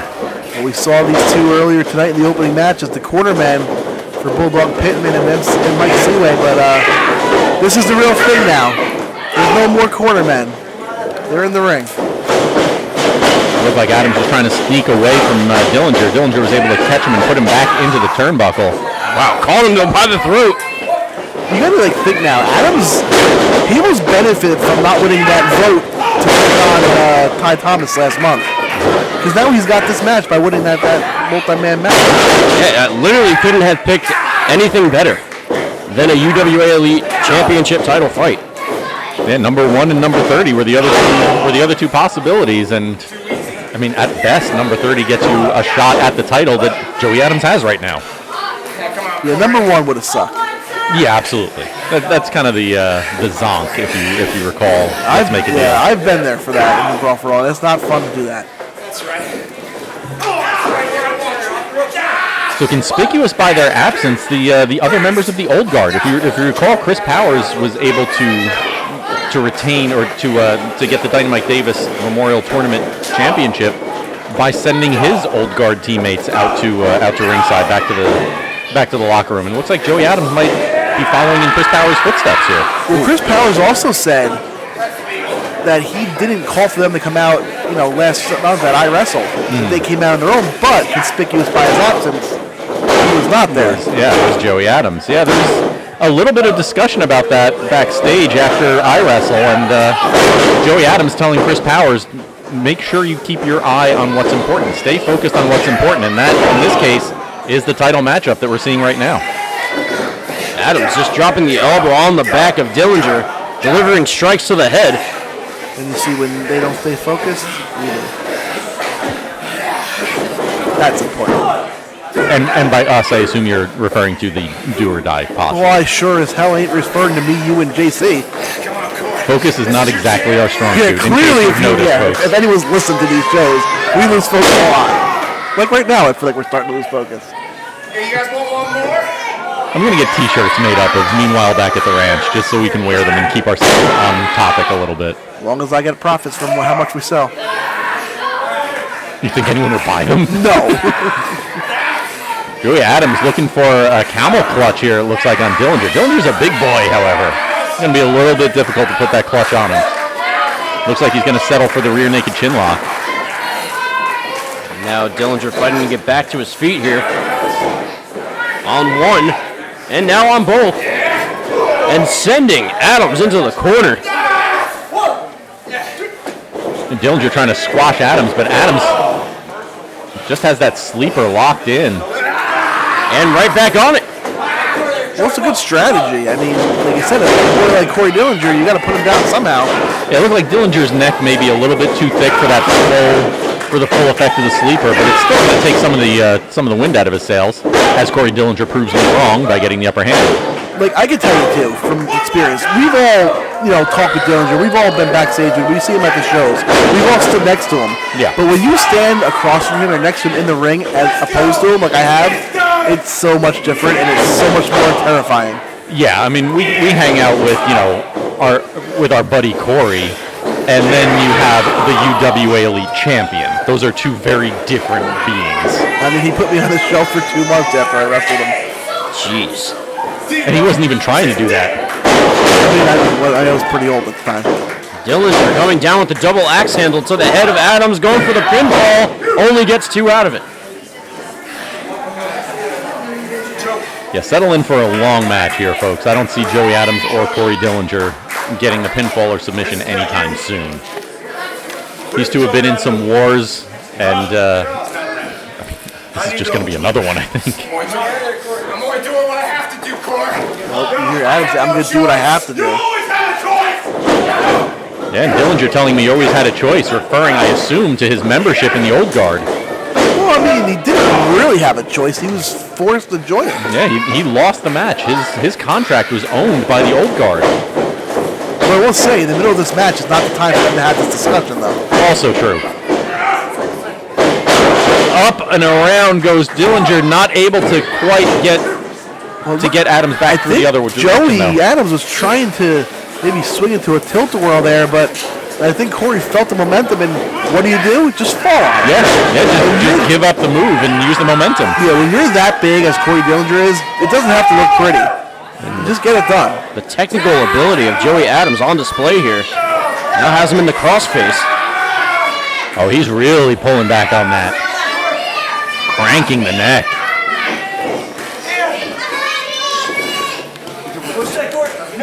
Dillinger's got his feet near the ropes. I was just about to point that out. Yeah, So a little bit of ring awareness from the champ here.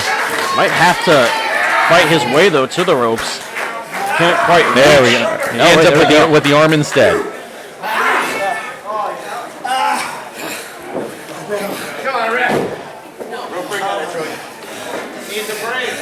Dillinger not exactly quick to get up from that. Had that locked in for a good while there. And now bringing Dillinger back to his feet. Full Nelson? No, Dillinger fights out of it. Applying maybe a half Nelson. No way going for the full, but Adams trying to break free, and he does. Well, it looks like both of these wrestlers are recognizing that their opponent has a strong brawling style, and they're just trying to go with wear-down holds, with things that are going to, again, take the wind out of the sails. And look at this, Joey Adams just throwing Dillinger down. That might take more wind out of Joey Adams' sail, though. Tossing Dillinger off the shoulder. Not many men can do that. And almost a 3 count. But yeah, it's going to be mostly, or it seems to be so far, it's wear-down holds. It's things that are going to damage the endurance, to damage the wind. Oh, wait. Here comes the old guard. All right. Well, it looks like I spoke too soon about... well, it's not all of them. I think Adams is actually shocked by their presence as well. I don't need your help. I don't need your help. I'm doing this on my own. Get out of the arena. Okay, well, I mean, Joey Adams reestablishing that he's going to do this by himself. But maybe Chris Powers is just listening? Maybe he told all 3 of them? I mean, or do you think... Yeah, you said a little while ago, Cypress. There may be something else going on. Oh, DL! That might have been the damnedest DL I've ever seen in my life. Lord! Oh, 1, 2, and 3. Holy, good gracious! That D-elbow was vicious. I think we might be medical attention for Joey Adams. That was, I mean, it's always vicious, but that was an extra vicious. Do you think that was Cory's way of saying he made the wrong choice? I mean, there's not too many ways that Cory Dillinger needs to repeat himself. He just delivered that D-elbow. Well, nonetheless, Cory Dillinger now will main event last breath. We're going to see who his opponent is going to be. It is going to be the winner of your next matchup. It is the 30-man over-the-top rope battle royale. We call it the Brawl for It All. Don't forget, folks, UWA Elite Last Breath is coming your way November 16th to South River. Get your tickets at UWAElite.com.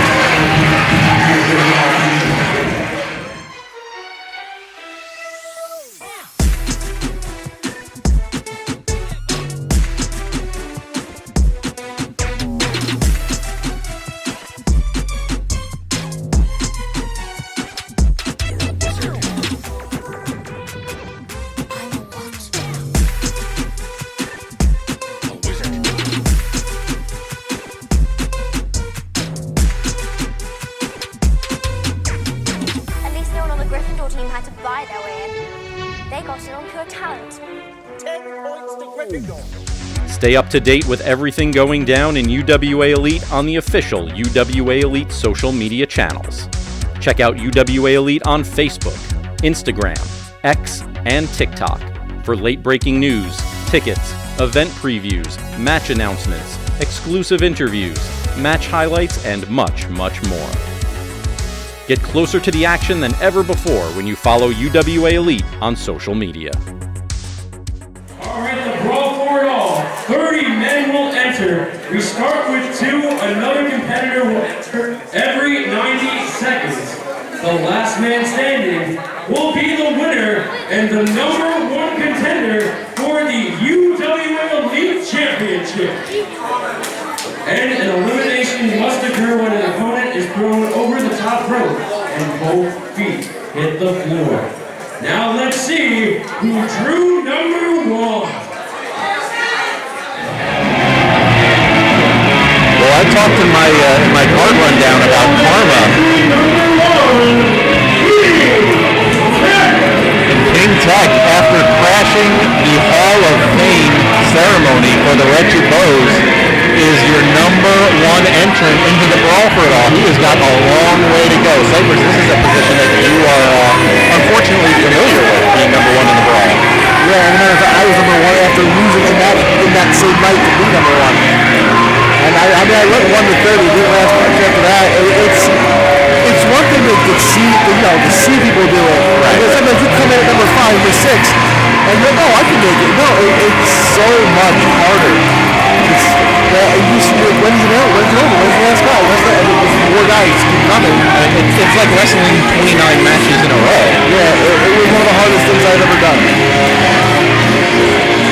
Well, King Tech has a long way to go if he wants to challenge Cory Dillinger for the UWA.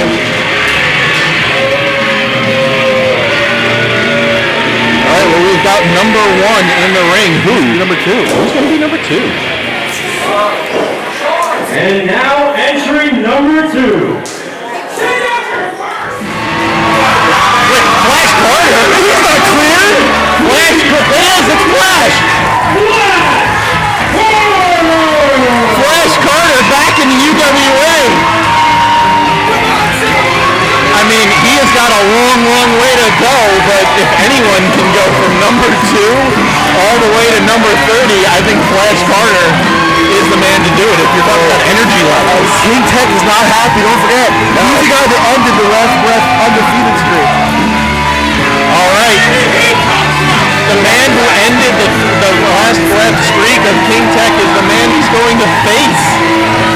Man, he's the one that sent King Tech into his tailspin. King Tech in unlucky #1. And oh my God, it's coming to the commentary. Tech is coming over to commentary here. And now walking away. Okay. Please stay over there. Please stay over there. We don't want any guest commentaries today. We're here with 3. You sure you don't want like a quick interview with King Tech before he starts the match? I'm not going to conduct that interview. If you want to conduct it, you guys can do it over there somewhere. In the restroom? Is that what you were pointing to? If that's where they want to go, then I'm okay with it. I don't need to know what happens in there. Just keep the pineapple out of it. Sorry?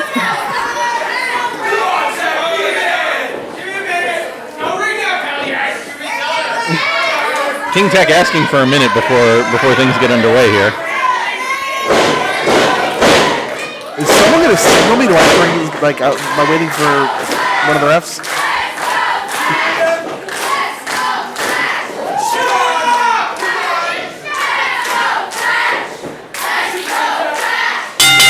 All right, the Brawl for it all for 2024 has officially begun. Gosh, this is going to be a rough one. I got to announce every entrant, and we got to commentate. Just got to throw this out here before I do every Brawl for it all. I am the only 3-time winner. Okay, continue.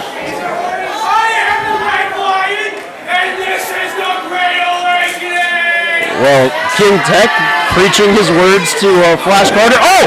Bumped him in the eyes! How low? Thanks for coming, Flash. And he thought he had an elimination, but he caught himself on the apron and met with the boot. Springboard knee! Ducks the clothesline. Some right hands and the knee to King Tech. And King Tech was very, very smart. That's the experience of King Tech. He's been in this Brawl a few times before. Oh, hang on a second. Let me Northern Lights suplex.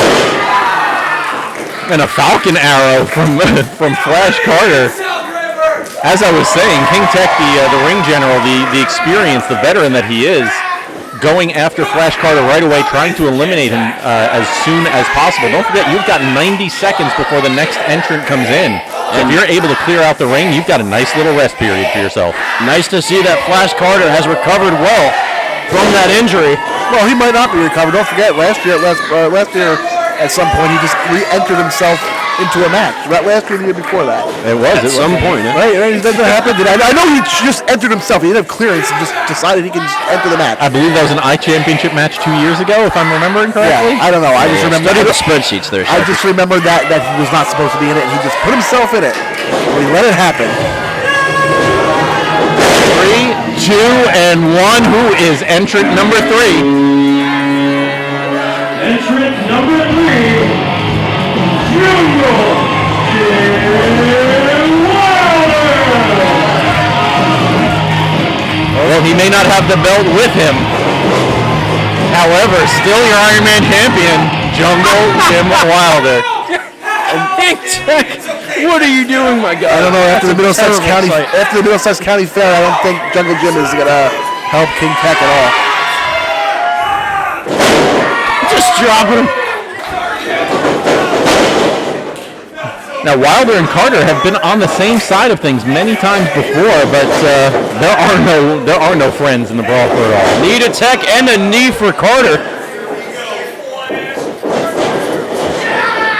Up and over goes Carter, but he lands on the apron. And the big boots delivered to Jungle Jim. And Flash Carter going to the top ropes. Spinning kick from Wilder. Flash drive from Carter. It has been a while since we've seen that. King Tech's in a bad way right now. And over goes King Tech. On the verge of elimination. Holding on for dear life. No, he finds himself on the apron. Look at Tech just wrapping his legs around that bottom rope, making sure that he can't get eliminated. It's the smart thing to do. Don't forget, both feet have to hit the floor in order for you to be eliminated in the brawl for it all. Yeah, I was trying to announce that, but my voice cracked. No, I got you. Wow. The kip up from Carter. Oh, I gotta make another announcement.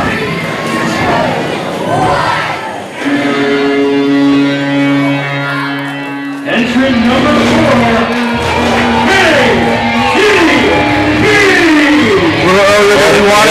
Here you go, Cypress. He's gonna maul him right now. Now they're all in trouble. And I'm assuming this is Cypress's clear favorite. Well, I mean, I have a couple. I'm going to go out on a limb and say Big Dan might be on that list. Maybe Robbie Roller. Yeah. Did you notice that Do or Die Bossy, their initials is DDP? Did you get like a cease and desist for that or like anything? No, we're not talking about that. Oh, all right, sorry. Not since the court case. King Tech making his way under the bottom rope, looking under the ring. He's not eliminated. No. He slid under the bottom rope. Well, if he comes back in, he'll be eliminated soon. That's for sure. Jesus. Those diving uppercuts from KTB. We got 100% KTB. Absolutely diabolical as Jungle Jim Wilder going for the ride. No. Carter kicks back KTB. Tries to go for a crossbody. Oh! I think did he trip over Tech? I think he did. And met the ropes on the lower back. You can see he might have injured himself there. Wilder, Flash, and KTB. I don't even think Tech meant to do that. I don't think he did either. He did.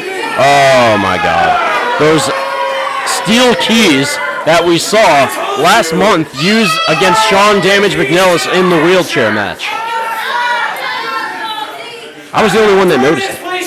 Well, they were all the way on the other side.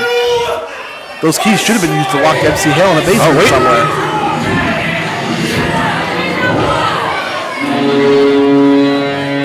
All right. Entrant number 5,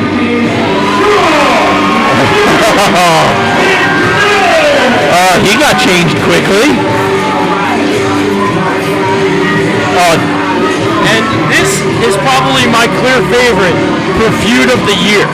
The Wretched Bose told Damage as he was leaving the ring, just hold on, you'll get your opportunity. I don't think Bose had any idea that opportunity was going to come so quickly.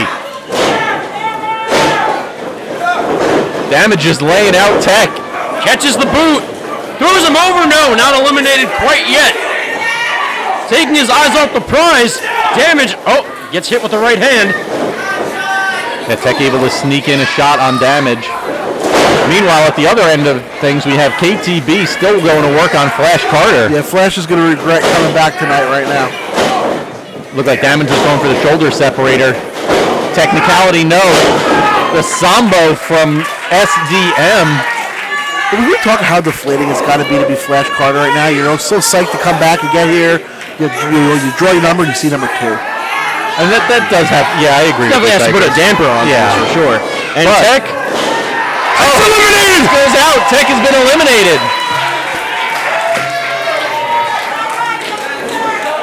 Tech has been eliminated.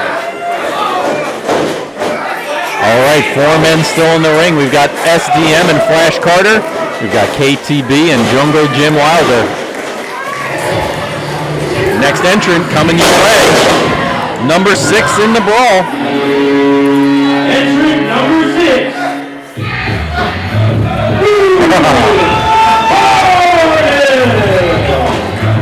All right, it's been a minute since we've seen Boom. Going right after KTB. Don't forget the history that the two of them have in this match. KTB nearly killed Boom Harden with an axe. Let's keep that in mind. Boom has a death wish going right for KTB. He should know better. And then going after Flash and then SDM. Boom is taking on all comers right now. Rolls through. But Jungle Jim Wilder right behind him. Crane kick to Boom Harden right in the chest. And the nearly eliminated there. Oh no! Catches himself on the apron. Might be a quick trip for Boom.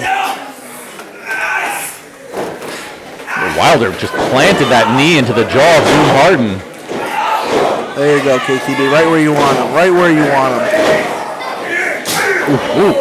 KTB continuing to go to work on Flash. Oh, I love it. And Jungle Jim Wilder going to work on Sean Damage McNellis. Wow, Flash Carter really beaten and bruised from the chops of KTB. Now KTB turning his focus to Boom Harden. And a chop to Boom.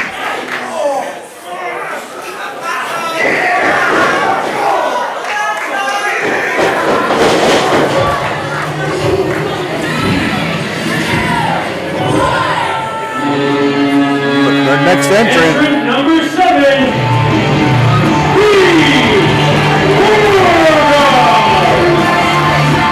All right, Pete Corvis making his debut. So guys, I'm gonna point something out here. So Pete Corvis came in. Did you see King Jack leave? No, did not see him leave. All right. I mean, I don't see him in the ring. Obviously, he's been eliminated. Now, it's to my understanding that Pete Corvis, there's no relation to Eric Corvis. Right? Correct. Yes. Pete is Corvis with a U. Eric is Corvis with an I. It's a big change. That's what happens if Eric Corvis ever gets fired from here and he has to go somewhere else and we have his name calculated. Oh my gosh, all that body weight being... Yeah, a bunch of cannonballs being thrown around here by Pete Corvis. Energetic woman. Can't quite get KTB up. He's looking for a quick debut here if you want to go after KTB. On the shoulders he goes. Oh, boy. Oh, God. And Flash Carter. On 3 men. 3 men hit by KTB. The beasts all 3 of them. They were lined up. No, that's what you call do or die. DDP. I mean, Wilder, Carter, and Corvis all on the receiving end of the beast salt by KTB. KTB trying to take out Corvis. Boom Harden trying to take out KTB. Flash Carter trying to take out Boom Harden. A whole line of eliminations. Everyone just worked together. They all could have just eliminated Pete Corvis if they just worked the KTB. Entrant number 8.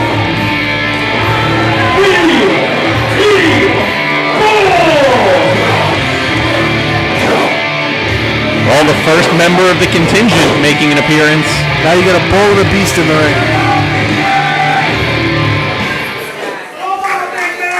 KTB yelling, "Come on, big man." I don't think you need much of an invitation for BT Bull. It's somewhat of a faction war right here.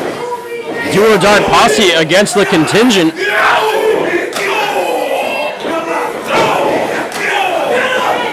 Oh, but now the rest of the competitors all teaming up. And good strategy by everyone else. These are the two biggest men in the ring right now, KTB and BT Bull. If you're going to try to eliminate them, you have definitely got to work together. BT Bull. I just want to point out, KTB fought off 3 guys. BT Bull only fought off 2. Just throwing it out there. I mean, it's not going to be in the record books, but yeah. Oh no, Boom Harden in a terrible position. Oh, I didn't even realize he was down there. BT Bull trapped in the corner, not for long. So is King Tech the only elimination? Whoa. KTB on the verge of elimination. His feet didn't touch. Holding on to the ropes and gets back in the ring. To answer your question, yes, King Tech is the only elimination so far on my sheet. And Flash Carter going to work on Sean Damage McNellis.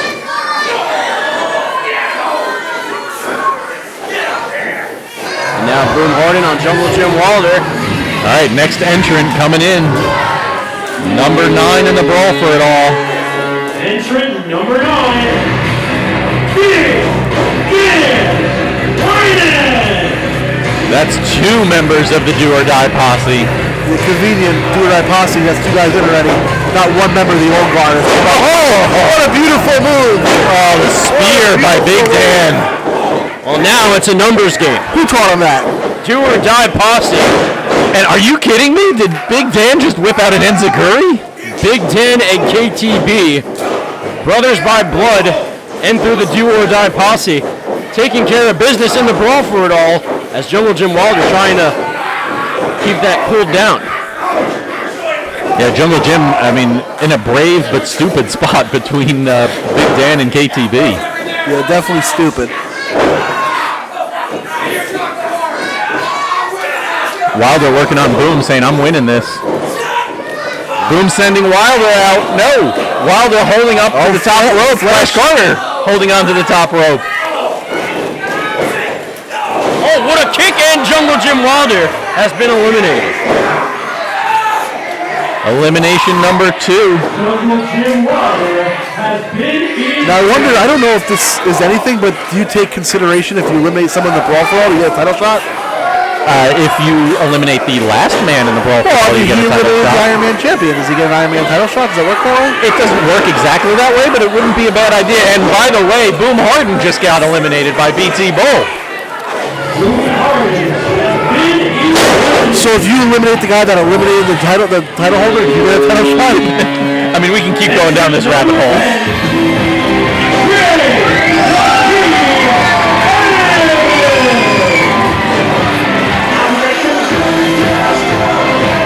Jay the Key Evans. I gotta talk about Jay the Key Evans right now. Please do. Now, Jay the Key Evans, in his interview, he said he was been a little off since Eddie Thomas got hurt. And I gotta agree with him. I'm gonna give him his due. Because he also is an idiot that said if he wins this match, which he won't, he's gonna cash in on the tag team titles. Does he know how this works? So not tag team titles. Not a choice. This is not the golden ticket. Oh! Flash Carter and Jay the Key Evans on a double team. I thought maybe the Brawl for All rules changed since I won one because I never won and got a shot at the Iron Man championship. Bull looking to eliminate SDM. I mean, you guys keep talking. I gotta catch my voice here. And folks, if you did not catch that power slam. Oh wait, King Tech! Wait, where did Tech come from? You were right, MC Hale. He came from under the ring. He just eliminated Damage? He was under the ring. King Tech eliminates Sean Damage McNellis after having already been eliminated himself. Sean Damage McNellis. I think he was under the ring. He just kind of popped up. We don't have that angle over here. We're not a multi-million-dollar company. We don't have monitors. Just saw his smarmy little face pop up. And look, King Tech looking so proud of himself as SDM just laying prone, possibly unconscious. You gotta think it's, even though he didn't win King Tech, it's mission accomplished. Entrant number 11.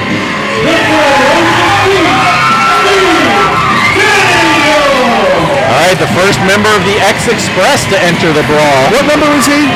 He is number 11. So there's been 11 guys in, 2 members of the Do or Die Posse, and not one old guard in there yet. And V. Daniel cleaning house. The flipping senton from the top rope.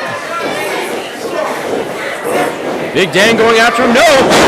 Bicycle kick there from the Ferocious Beast. Trying to go after KTB. Lands on his feet, my God. And a code breaker. Yeah, KTB came to the defense of his brother, but V. Daniel was ready for him. Now this is his first taste of action on the night. He only, actually no, I stand corrected. He did have a brawl with Max Payne. I guess things cooled down. Yeah, it was a brief one, but he did indeed. This is V. Daniel's first brawl for it all.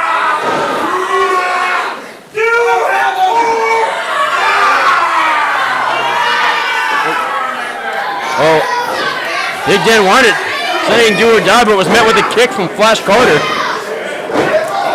BT Bull looked like he thought he eliminated V. Daniel, but Daniel was able to choke him out on the top rope. Flash Carter trying to take out Big Dan. KTB just chopping the living daylights out of Jay the Key Evans. If V. Daniel can eliminate BT Bull, I've seen it all. Would that be a more surprising elimination than Boone taking out KTB a couple of years ago? I mean, look at the size differential. I mean, that's historical. All right, entrant number 12. Number 12.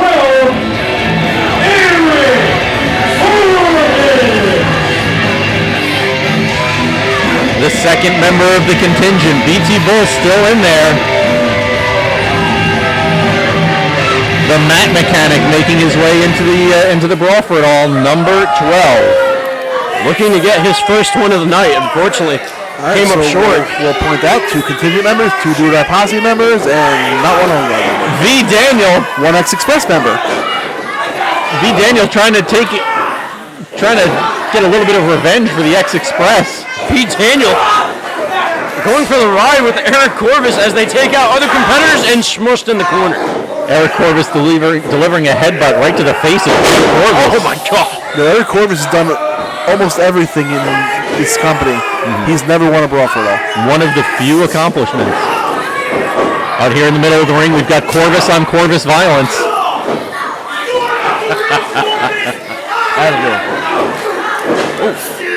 Looked like Pete Corvis was ready to backdrop Eric over the top rope, but no, Eric Corvis instead lifts the leg into the face of Pete. Pete Corvis has been eliminated. Out goes Pete Corvis. Big Dan trying to take advantage, but thank you guys for calling these out, because I'm missing a couple eliminations here. And between the 3 of us, we should be able to call most of these eliminations. I'm going to start giving them fake eliminations. Wait, KTB! There you go, Dan. There you go, Dan. KTB almost eliminated himself. Big Dan with the big assist, bringing him back into the ring. All right, number 13, lucky number 13 in the brawl. Who's it going to be? Steeler wasting no time. Right into the thick of things with a couple of kicks for Flash Carter, V. Daniel, and one for Jay the Key Evans as well.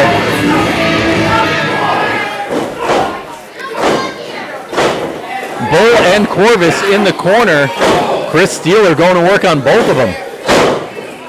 Chris Steeler, you got to think not 100% going into this match, as he was in the UWA Elite Tag Team Championship match earlier and crowned new UWA Elite Tag Team He is indeed a brand new title holder.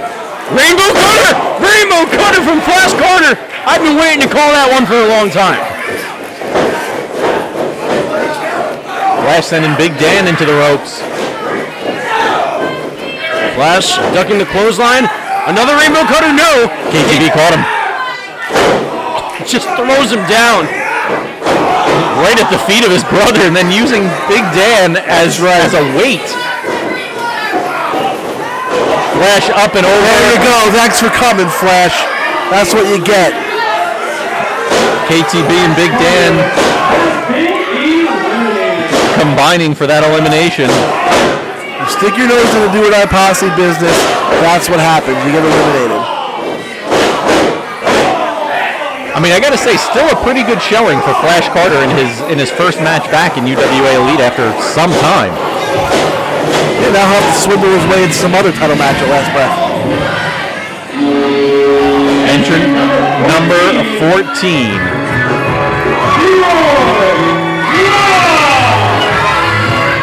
second member of the X Express. Obviously going right after Eric Corvis. Contingent costing the X Express the tag titles earlier tonight. Northern Lights by Troy Locke. That took a while to get Eric Corvis up and over. He said, what the heck? He must love the Northern Lights. Oh, and BT Bull's head just crashed into Eric Corvis' face. I don't know if that was planned by Troy Locke, but it was effective. If it was not planned, yeah, it maybe put that one into the playbook, Troy Locke. Kill two birds with one stone, am I right? Exactly.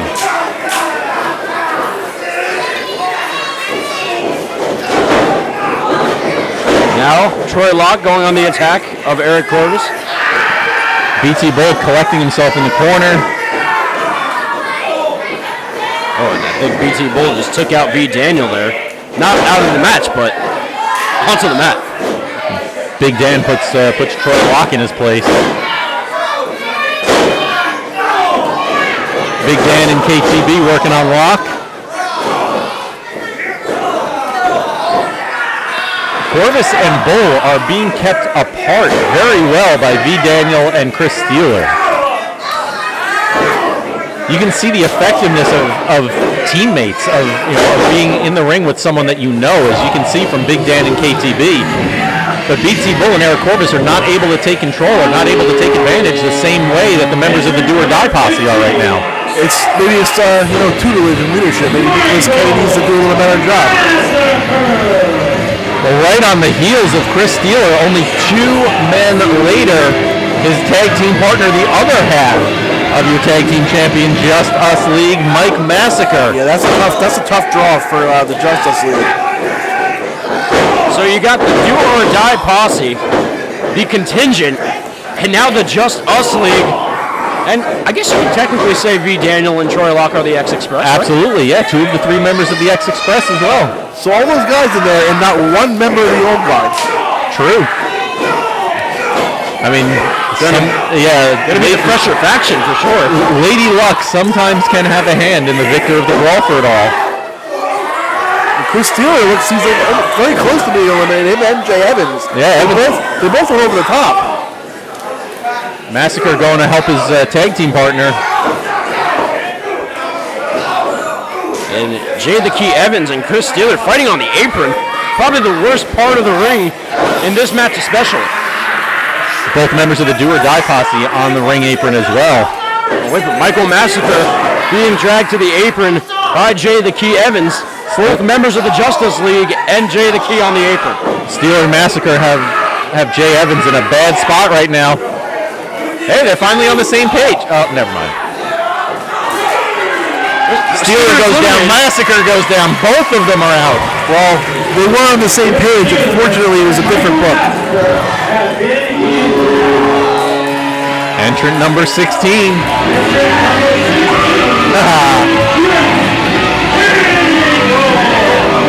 Wait, and the Justice League just pulled out Jay Evans.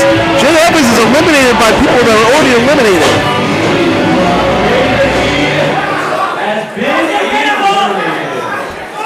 Michael Massacre and Chris Steeler just grabbed Jay the Key Evans and just pulled him right out. And they're continuing to put some punishment onto him. Oh, but he ducked it!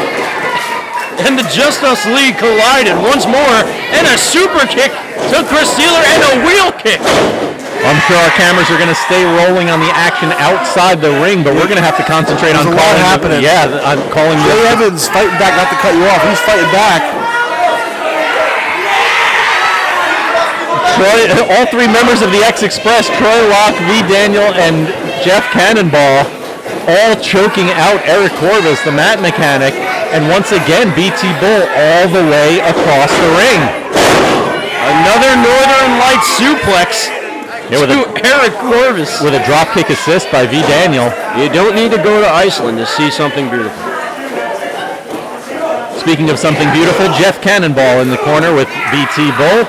He's just like Iceland. Green. Large. Beautiful.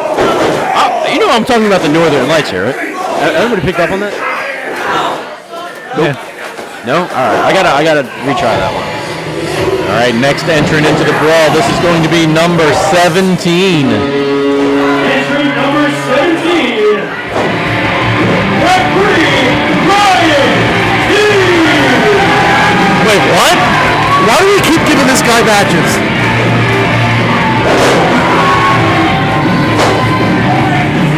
Ryan T with a face buster and a double axe handle and a DDT. I mean, we saw last month Ref Ryan T against Mike Seaway certainly held his. Oh, that'll stop the momentum. Yep. Eric Corvis with a low blow. Oh wait! They took their eyes off the X Express. All three members of the X Express trying to take out the two members of the contingent in the ring. Corvis catches himself. BT Bull, I'm not so sure. Yep, he does. Well, Ty Thomas not yet in the match, so it's a little uneven. Oh my God! A suplex to the outside. No, lock on the apron, and so is V. Daniel.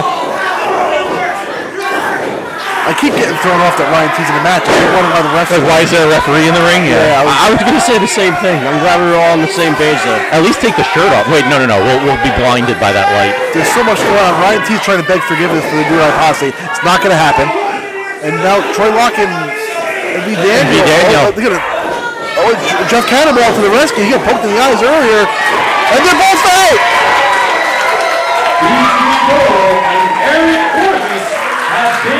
Well, Troy Locke and V. Daniels should thank their lucky stars that Jeff Cannonball was there.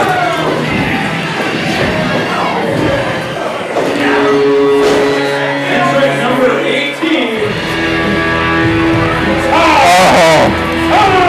Just a little bit too late. Of all the bad luck, Ty Thomas facing three members of the X Express after both of his teammates of the contingent have just been eliminated.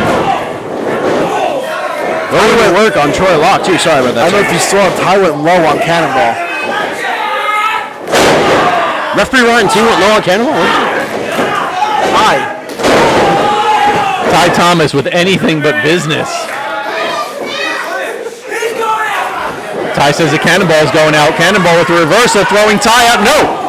Caught by Corvis and BT Bull. His feet didn't hit the floor.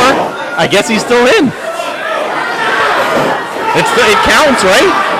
I mean, if King Tech and the Justice League can eliminate guys after they're eliminated, and look at that teamwork. Save someone. That teamwork from the contingent. All right, Ty is back in the brawl. Ryan T's gonna wish he wasn't in there because he's getting dismantled by Big Dan right now. Oh, Cannonball with the back drop. Oh boy. Ty Thomas eliminated. Oh no. You know, it looks like the contingent's falling apart, and I can't say I'm not a little, it doesn't make me a little excited. I mean, yeah, now you have Do or Die Posse, and they're only having to face the X Express. So I believe that's Jeff Cannonball eliminating all three members of the contingent. Entrant number 19. Wait, what? Who's low? They're not done. It's Nick Kay. Oh, he's gonna take care of business himself? Oh, Nick Kay. He just threw his suit jacket at Ty Thomas. He's gonna show them how it's done. Wow. Oh, wait! No! He just dumped V. Daniel and Troy Locke. Oh, wait, but then he met Cannonball. And now Nick Kay is out. JC, you got a lot to happen right now. And Nick Kay. Okay, so now... There goes Cannonball's out. Now BT Bull came from behind. You know, this war between the X Express and the contingent is just getting worse and worse. It's getting out of hand now. So now it's just referee Ryan T being fed to the wolves here? I mean, I'm... ATB and Big Dan Wine? X Express giving chase to the contingent. I've got to check my notes here, guys, but... no! Dog, you can't do that. So both members of Do or Die Posse, and he took off the shoe. Maybe the next entrant will be SP Anderson, and he'll help Ryan T.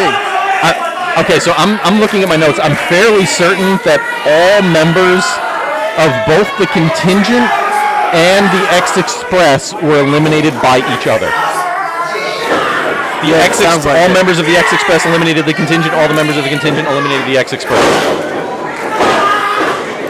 Referee Ryan T fighting back against KTB. Oh, but Big Dan Wyatt attacking him. All right, enough toying with him. Just throw him out. All right, we got number 20 now.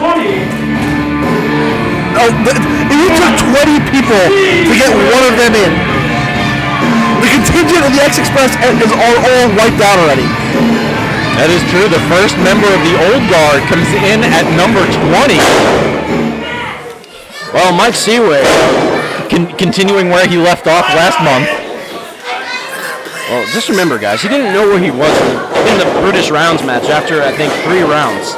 So it's going to be a rough going here for Mike Seaway. How embarrassing would it be for Mike Seaway to get eliminated by Ryan T? They went through the ropes. Can't get eliminated that way. Did Ryan T go over? I wasn't even paying attention. Yeah, I think he did. Ryan T went over the top, but Seaway went through. Sweeping the legs, and out goes referee Ryan T. Put your ref shirt on. No one wanted to see it anyway. Referee Ryan T. Remember, we warned them. We warned Mike Seaway and the old guard what would happen if he got in our way. Yeah, this is a really, really bad form of a handicap match right now.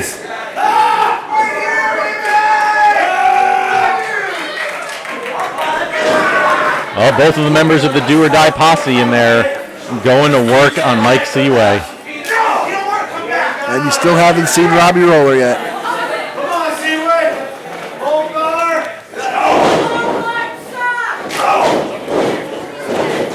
You know, we don't want to see. I failed to mention this earlier, but did anybody think that? Oh wait, hold on one second. Seaway trying to get KTB out while we have another entrant coming into the ring. Entrant number 21.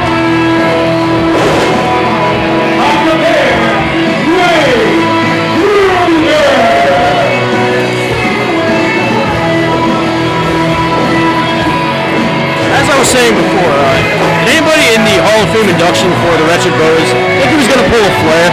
Because I kind of thought, just for a moment, he was going to take off the jacket and say, "I'll never retire."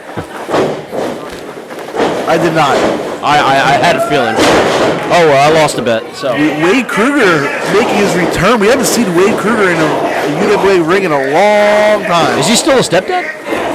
Well, I mean, do you ever not become a stepdad? It's possible. I guess, I guess it could be worse, right? I mean, I don't want to wish that on him.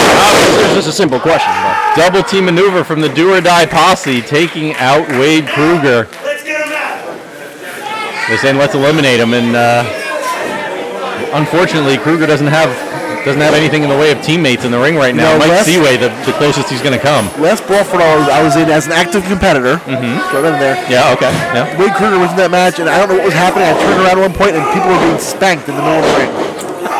Yeah. I'm not lying. That's the true story. That sounds like a stepdad's match.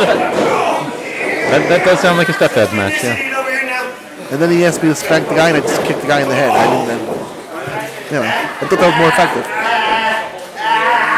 So we got to assume that Seaway and Kruger, the only way that they're going to survive very long here is to join forces against the Do or Die Posse. Big Dan and KTB. That won't matter. Both still in the ring, and who's going to be the 5th man in? Entrant number 22, Joey. Well, I mean, at some point they all got to come in, right? And he just competed in the UWA Elite Championship. Joey Adams, one of the unannounced guys that we talked about, but I mean, if you watch any Brawl for All, you know whoever loses that UWA title match usually gets a spot in the Brawl for All. You have to assume number 22 would have gone to Cory Dillinger had Joey Adams been successful in that title shot. Yeah, I believe Dave Swan picks a number beforehand, and it just goes to whoever loses that match. That makes sense. He could have picked like number 1. And Big Dan Winan coming to the rescue of KTB, clotheslining both Adams and Mike Seaway, but now Adams going to save his old guard partner. I got to be honest, I can't believe Joey Adams is still like moving after that the elbow. Yeah, that was insane. Talk about mind-boggling. I mean, as beaten and battered as he might be, I'm sure Mike Seaway is very, very happy to see Joey Adams in this ring right now. Now Joey Adams Adams going to work on both members of the Do or Die posse. Cypress, why don't you get in there and help him? I have a job to do here. I don't need to get suspended by putting my hands on another competitor. I would never do something like that. I can't imagine who would be dumb enough to do something like that. KTB and Big Dan calling out to Cypress here at our commentary position. However, that meant Big Dan took his eyes off of Joey Adams with a Bulldog in the middle of the ring. Entrant number 23 in the Brawl for It All.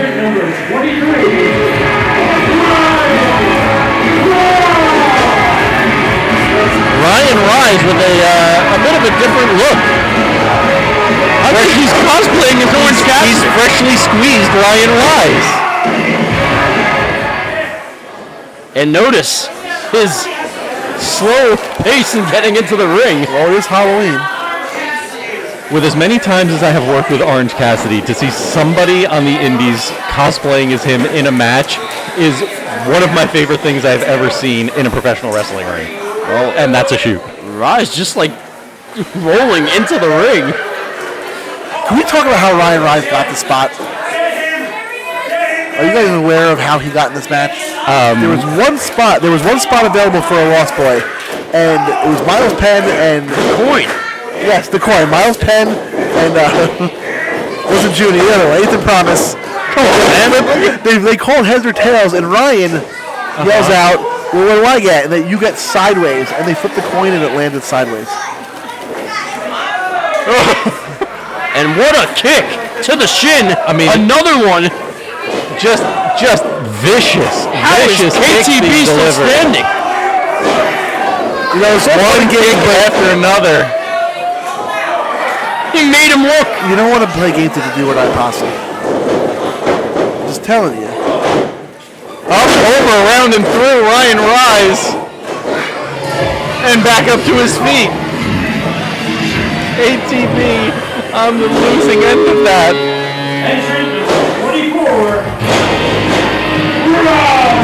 Yeah. Keep playing games, kid. Keep playing games. Well, you play games, we're going to go hunting. The third member of the Do or Die posse. And now, taking out Robbie Roller as Roller tries to fight back. Roller and Rise going shot for shot, kick for kick. And that's that enough of that. Do it.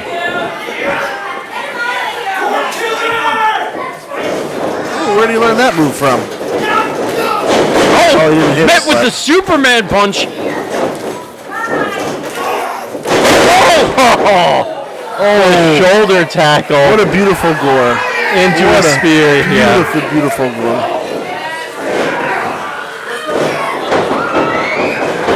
I think Big Dan put on the sunglasses from Ryan Rise. He did. And Ryan Rise on the verge of elimination here. Seaway and Joey Adams, the two members of the Old Guard, continuing to work on Kruger in the opposite corner.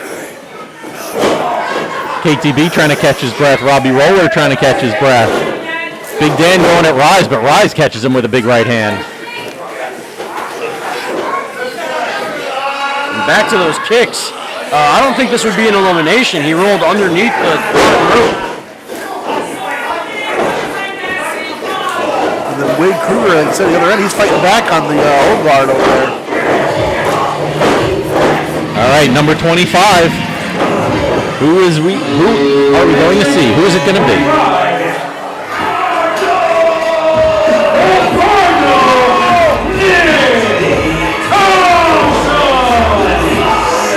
Well, Nick, the Cardinal Thompson, making his UWA Elite debut, and JC, you've worked with him before.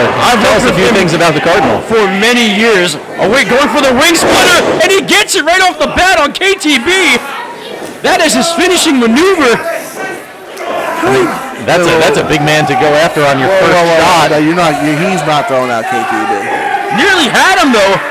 Can I just ask a question though? Please do. Like, you got Eagles, you got Falcons, you got Hawks, and you choose Cardinal? Well, you want to know the reason why he chose the Cardinal? I would love to know the reason why he chose the Cardinal at all. Well, the Cardinal, Nick Thompson, hails from Pompton Lakes, New Jersey. And his high school in Pompton Lakes, New Jersey, their mascot is indeed a Cardinal.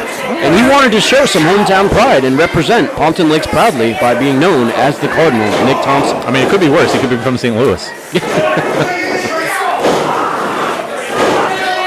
Well, nonetheless, Nick Thompson doing his hometown of Pompton Lakes proud by making his UWA Elite debut here in one of the most craziest matchups in UWA Elite history. Yeah, he was going after Seaway, but kind of gave it up. Seaway had his arms locked around the top rope, and Thompson thought better of it and has moved on to greener pastures. And now, Big Dan and KTB got to go look at Robbie Roller right now. I was going to say, the Cardinal and the Anti-Hero partnering up trying to eliminate Robbie Roller, but he finds his way back into the ring. And you'll see some of that in the Brawl for All. You'll see some strange bedfellows. You'll see some people teaming up that you wouldn't expect to.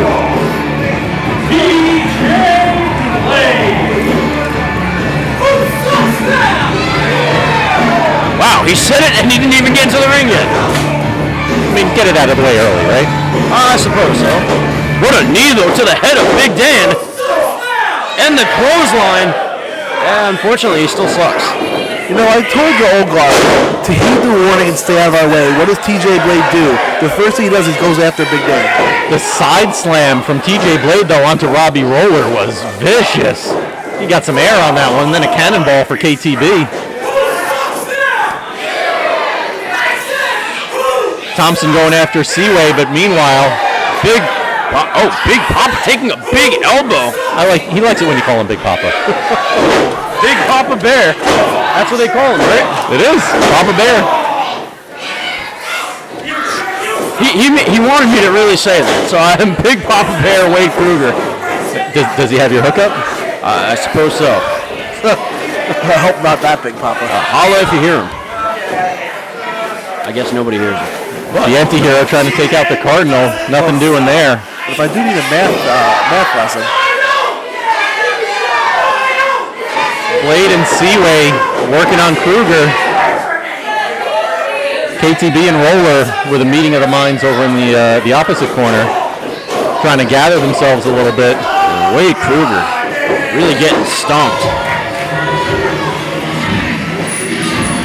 Big Dan over with them as well. All three members of the Do or Die posse. 27, Adam Bizarre. Adam Bizarre, one of the standouts of this year's Fair Week at the Middlesex County Fair. Did you see Adam Bizarre's interview before Brawl for All?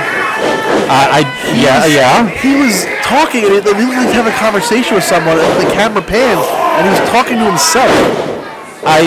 It was Adam, regular Adam, talking to Adam Bizarre. And it is one of the most normal things we've ever seen from Adam Bizarre. Yeah, I think he's getting better. Pump handle choke slam from Bizarre onto Robbie Roller. Joey Adams taking him out.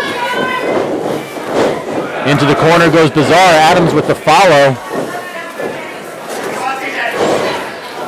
Introducing Adams' face to the top turnbuckle. And now, both members of the Old Guard, Seaway and TJ Blade, trying to eliminate Roller, but KTB and Big Dan right there. Well, I guess they don't want to heed any warnings. They just want a war.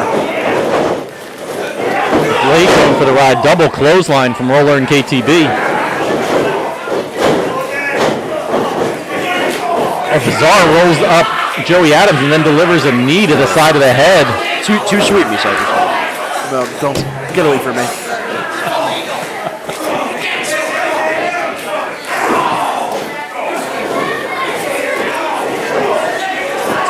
Ryan Rise has finally dropped the.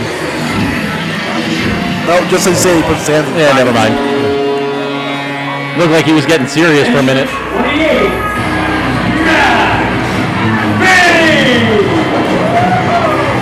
He doesn't have the whistle, does he? I don't think so. All right, the third man of the Justice League. Unfortunately for him, both of his partners, both of his teammates have been eliminated already. They are long gone. Bane and Bizarre. Bane with Toasty at springboard cutter, or springboard stunner rather. Imagine being locked in a room with these two. That's what your punishment should have been, MCL. Oof, between them they got... Wait, quick, go hit somebody so I can suggest it. You know, 2 brain cells fighting for third place. I think Max Bain and Adam Bizarre would fit in real nicely at Fright Fest. I wonder if I Heart Horror is scouting them out a little bit today. Ryan Rise in a really, really precarious position here as all three members of the Old Guard looking to take him out. He is able to sneak in and through the legs of TJ Blade. Old Guard is getting frustrated with him now. Rise continuing the assault. And KTB was going to work on the Cardinal Nick Thompson, but Wade Kruger able to split that up only for a short while there, though. Yeah, Adam Bizarre able to ring the bell with Kruger. And now the Cardinal on the attack, delivering the headshots to KTB. Blade and Seaway collecting themselves in one corner. Meanwhile, we've got Kruger going after Rise in another corner. Joey Adams, the anti-hero, collecting himself as well. Robbie Roller. Yeah, Robbie Roller getting Bane a little bit softened up. I'm surprised we didn't number 30. All right, well, so all 26 announced competitors and 3 unannounced competitors have entered the ring. Not to cut you off, there's that wheel kick right to the face of Ryan Rise.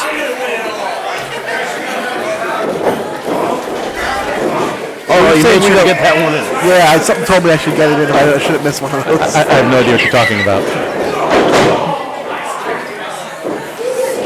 Another kick by Powers, and look, the other 3 members of the Old Guard just standing by and watching as Chris Powers, giving them an education. KTB talking strategy here with Cypress. Is he eliminated? No, KTB's not eliminated, but a little bit of strategy being discussed between KTB and Cypress. I don't know if he's just readjusting his boot there, or did he put an illegal object in his boot? I mean, I definitely saw him tugging at the boot. Powers sending Roller for a ride. What we were saying, we were saying there was all 26 guys that you were now, or that JC announced on the rundown. Yeah, that JC announced. Yes, go ahead. All entered. That's true, and 3 of the unannounced, which means number 30, we don't know who it is. Well, I can tell you it's not me. I don't know if it's one of you two. I'm fairly certain it is not me. I feel like I would have gotten an email. There's no way they're letting you after the suspension get in there and mix it up with anyone. I mean, put me in with Ty, and I would lose decidedly. I am not a professional wrestler. All right, last entrant. All right, let's see it. Final entrant. Lucas Finnegan? It is! Lucas Finnegan, there he is! There is no mistaking that scream. Skirt Style is back in action. A stunner to Bizarre and Roller. Now the Cardinal. Stunners all around. Take it out. For the returning master of Skirt Style. Bane taking one. Max Bane going for the ride with the stunner and a double stunner to KTB and Joey Adams.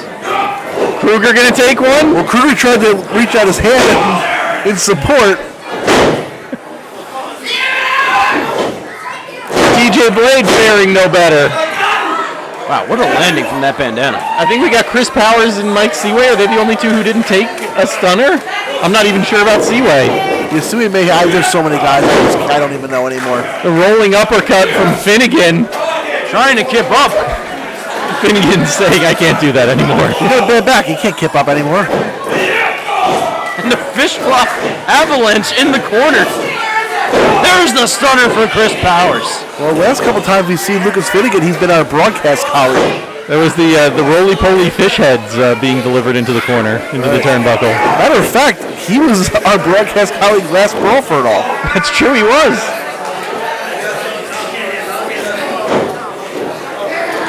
I don't even know what to call right now. We got Thompson and Big Dan in the middle of the ring. We got KTB and what a spine buster from the Cardinal. Well, who's one of these men is gonna face Cory Dillinger? Well, I can't speak right now. Hey, you got it. Keep going. Cory Dillinger at last breath is choking right now.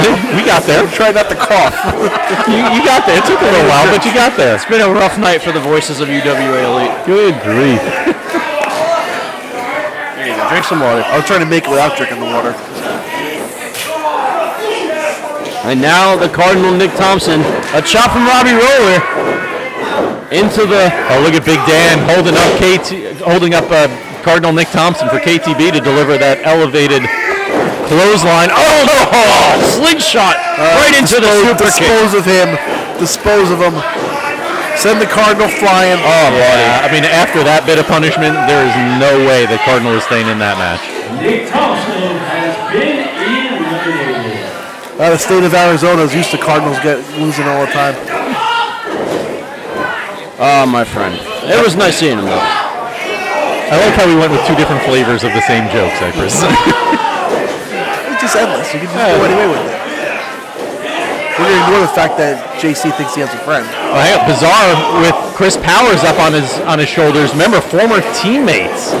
Now Bizarre's getting double teamed by, and he's out. They mess with the old guard. They just, you see what's happening right now, right? And the rest of the old guard coming to the aid of their leader, question mark, Chris Powers. And now Max Big messing with us. See ya. Is he out? Yeah, he's out. Of course he's out. Big has been eliminated. Let's see, who have we got left? I'm seeing a whole lot of factions here. The Do or Die Posse and the Old Guard. And then we've got Wade Kruger. And we've got Ryan Rise. And I think that's it. So Kruger and Rise really need to get their stuff on the same page here. You got pull bros there? Get their ish together. Oh, but Kruger. That's what happened. Hit with the uppercut and the shoulder to the abdomen. And Kruger, is he out of here? Not yet. Is Kruger still in? Yeah, Kruger's still on the apron. Oh, wait a minute, Kruger's gonna take. Oh, Kruger, now he's out. Kruger was looking to take KTB and Big Dan with him. The Papa Bear just found out who his daddy is, and that's the Do or Die Posse. Well, that leaves Ryan Rise as an island unto himself. Oh, and Lucas Finnegan. Oh, Lucas Finnegan, I forgot.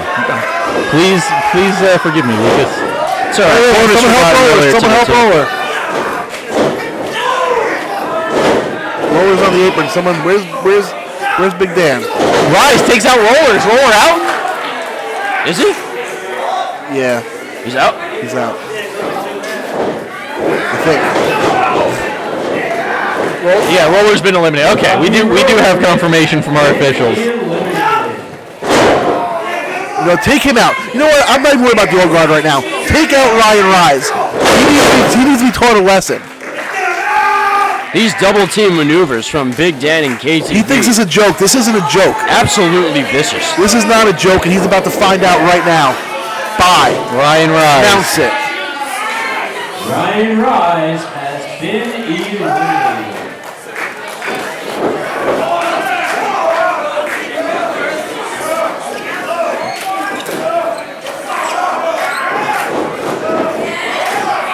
KTB and Big Dan representing we're outnumbered right now. Die Posse. Oh boy. Why doesn't Finnegan go over there and do something? All four members of the old guard still in there? KTB eliminated. Hey Finnegan, you moron! Now you're by yourself. You should have helped out Dan and KTB. KTB and Finnegan? No, Finnegan's still in because he's a dummy. KTB is eliminated. Now he thinks he's going to take on the entire old guard all by himself.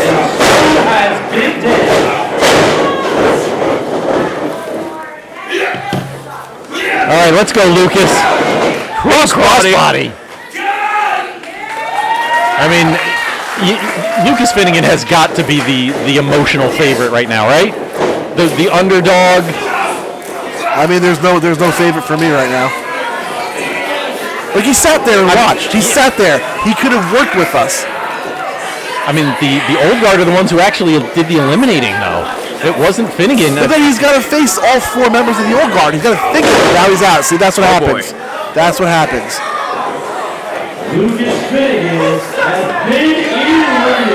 All right, well, we got a little friendly competition then. All 4 members of the Old Guard are the last 4 standing. Hope they tear each other apart. I mean, that we're talking about sportsmanlike? Yeah, Seaway's got it. That's what Seaway's saying. Let's go. Finnegan would have helped out. This is very odd. I mean, spirit of competition, right, guys? Yeah, exactly. Blade and Seaway have the right idea. But Powers is telling TJ Blade to get eliminated? Yeah, told TJ Blade to climb over the rope. Well, we might find out who the leader really is. Yeah, Blade is saying, why don't you do it? Elimination of Doom? All right, maybe not. Blade says anything for you, boss. Embracing, and now he's really going to eliminate himself? No way! TJ Blade eliminated himself. TJ Blade has been eliminated. We preach do or die, and this guy just throws himself over the top rope. That's a disgrace. He shouldn't be in this company. You just throwing away a title shot. He's a former champion. He's a disgrace. And now Mike Seaway and forced to do the same thing, but is he? Blade is yelling to him, show your loyalty. Oh, no shocker that he did it. No way. Seaway really conflicted. Looking back and forth, and he does it. All right, Seaway eliminates himself also. Should refund all his fans. Chris Powers by fiat is just giving himself a shot at Cory Dillinger at last breath. I mean, if Adams does this, it'll be his second meeting with Cory Dillinger for the UWA Elite Championship, and if Powers does it, same thing. Yeah, Joey Adams is going to eliminate himself. Oh, hang on.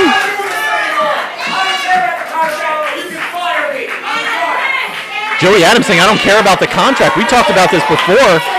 The contract of Joey Adams is in the control of the Old Guard. Remember, Cory Dillinger said you always have a choice. Just remember that. And now, Chris Powers has unleashed the beast that is the anti-hero, Joey Adams, coming unhinged. I mean, I was saying the spirit of friendly competition. This is a little bit more than friendly competition. The anti-hero taking apart his leader, Chris Powers. Tossed off the shoulder. Powers getting hit with everything right now.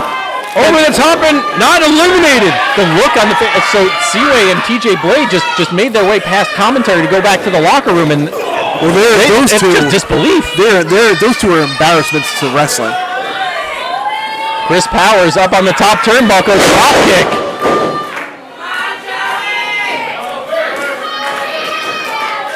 No pinfalls, no submissions here, folks. You've got to go over the top rope, and that's where Joey Adams is. No, oh my God, he got tangled up there for a second. Joey Adams holding on to the top rope, and now Powers going to work on the fingers. Joey Adams holding on for dear life. He's got his legs wrapped around the bottom rope. Now he's got his arms again, just switching back and forth as Powers targets one area of the body and then the other.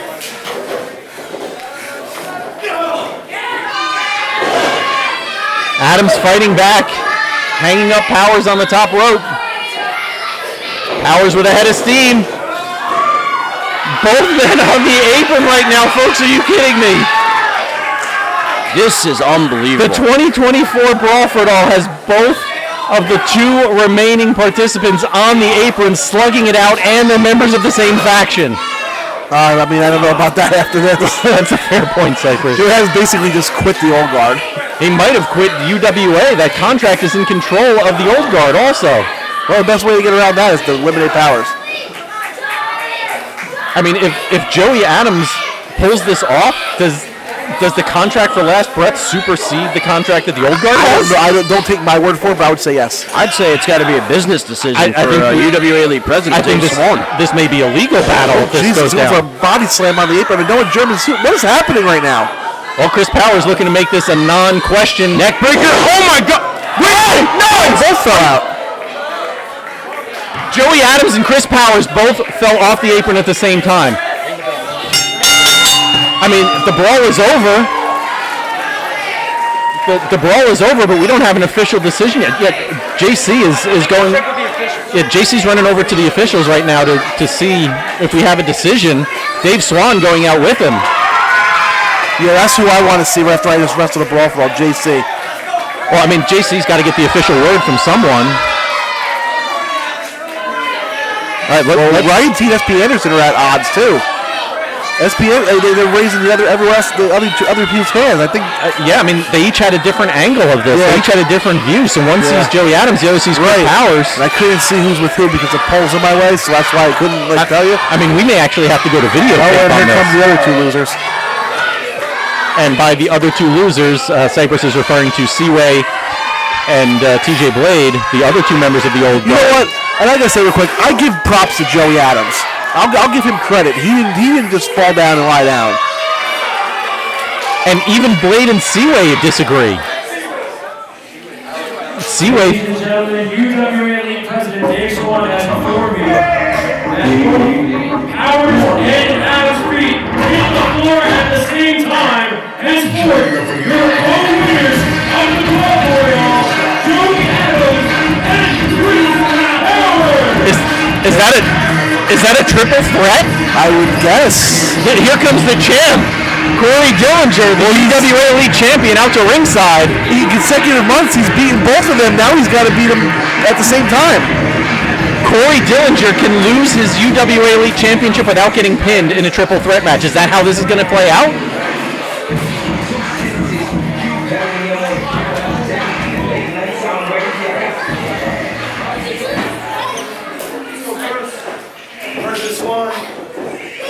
All I saw in the back had 2 feet hit the floor, right? But we had them at the same time. Joey, Powers, I want them both.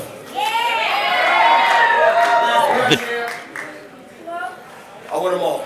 Triple threat. Nigga. The champ wants it to happen. Oh, I mean, it's not his choice, but I guess it is his choice. Your main event will be Cory Dillinger defending against Joey Adams and Christopher Powers. There you have it, folks. Your main event for our UWA Elite 2024 season finale, Last Breath, is going to be a triple threat match. Christopher Powers, the anti-hero Joey Adams, your UWA Elite Champion Cory Dillinger with the title on the line. Folks, for JC, for the UWA Elite Hall of Famer Cypress, for Shannon May, for President Dave Swan, and all of us here at UWA Elite, be with us on November 16th for our season finale, Last Breath. Until then, this is the Man of 1,000 Spreadsheets, MC Hale, saying we will see you at ringside.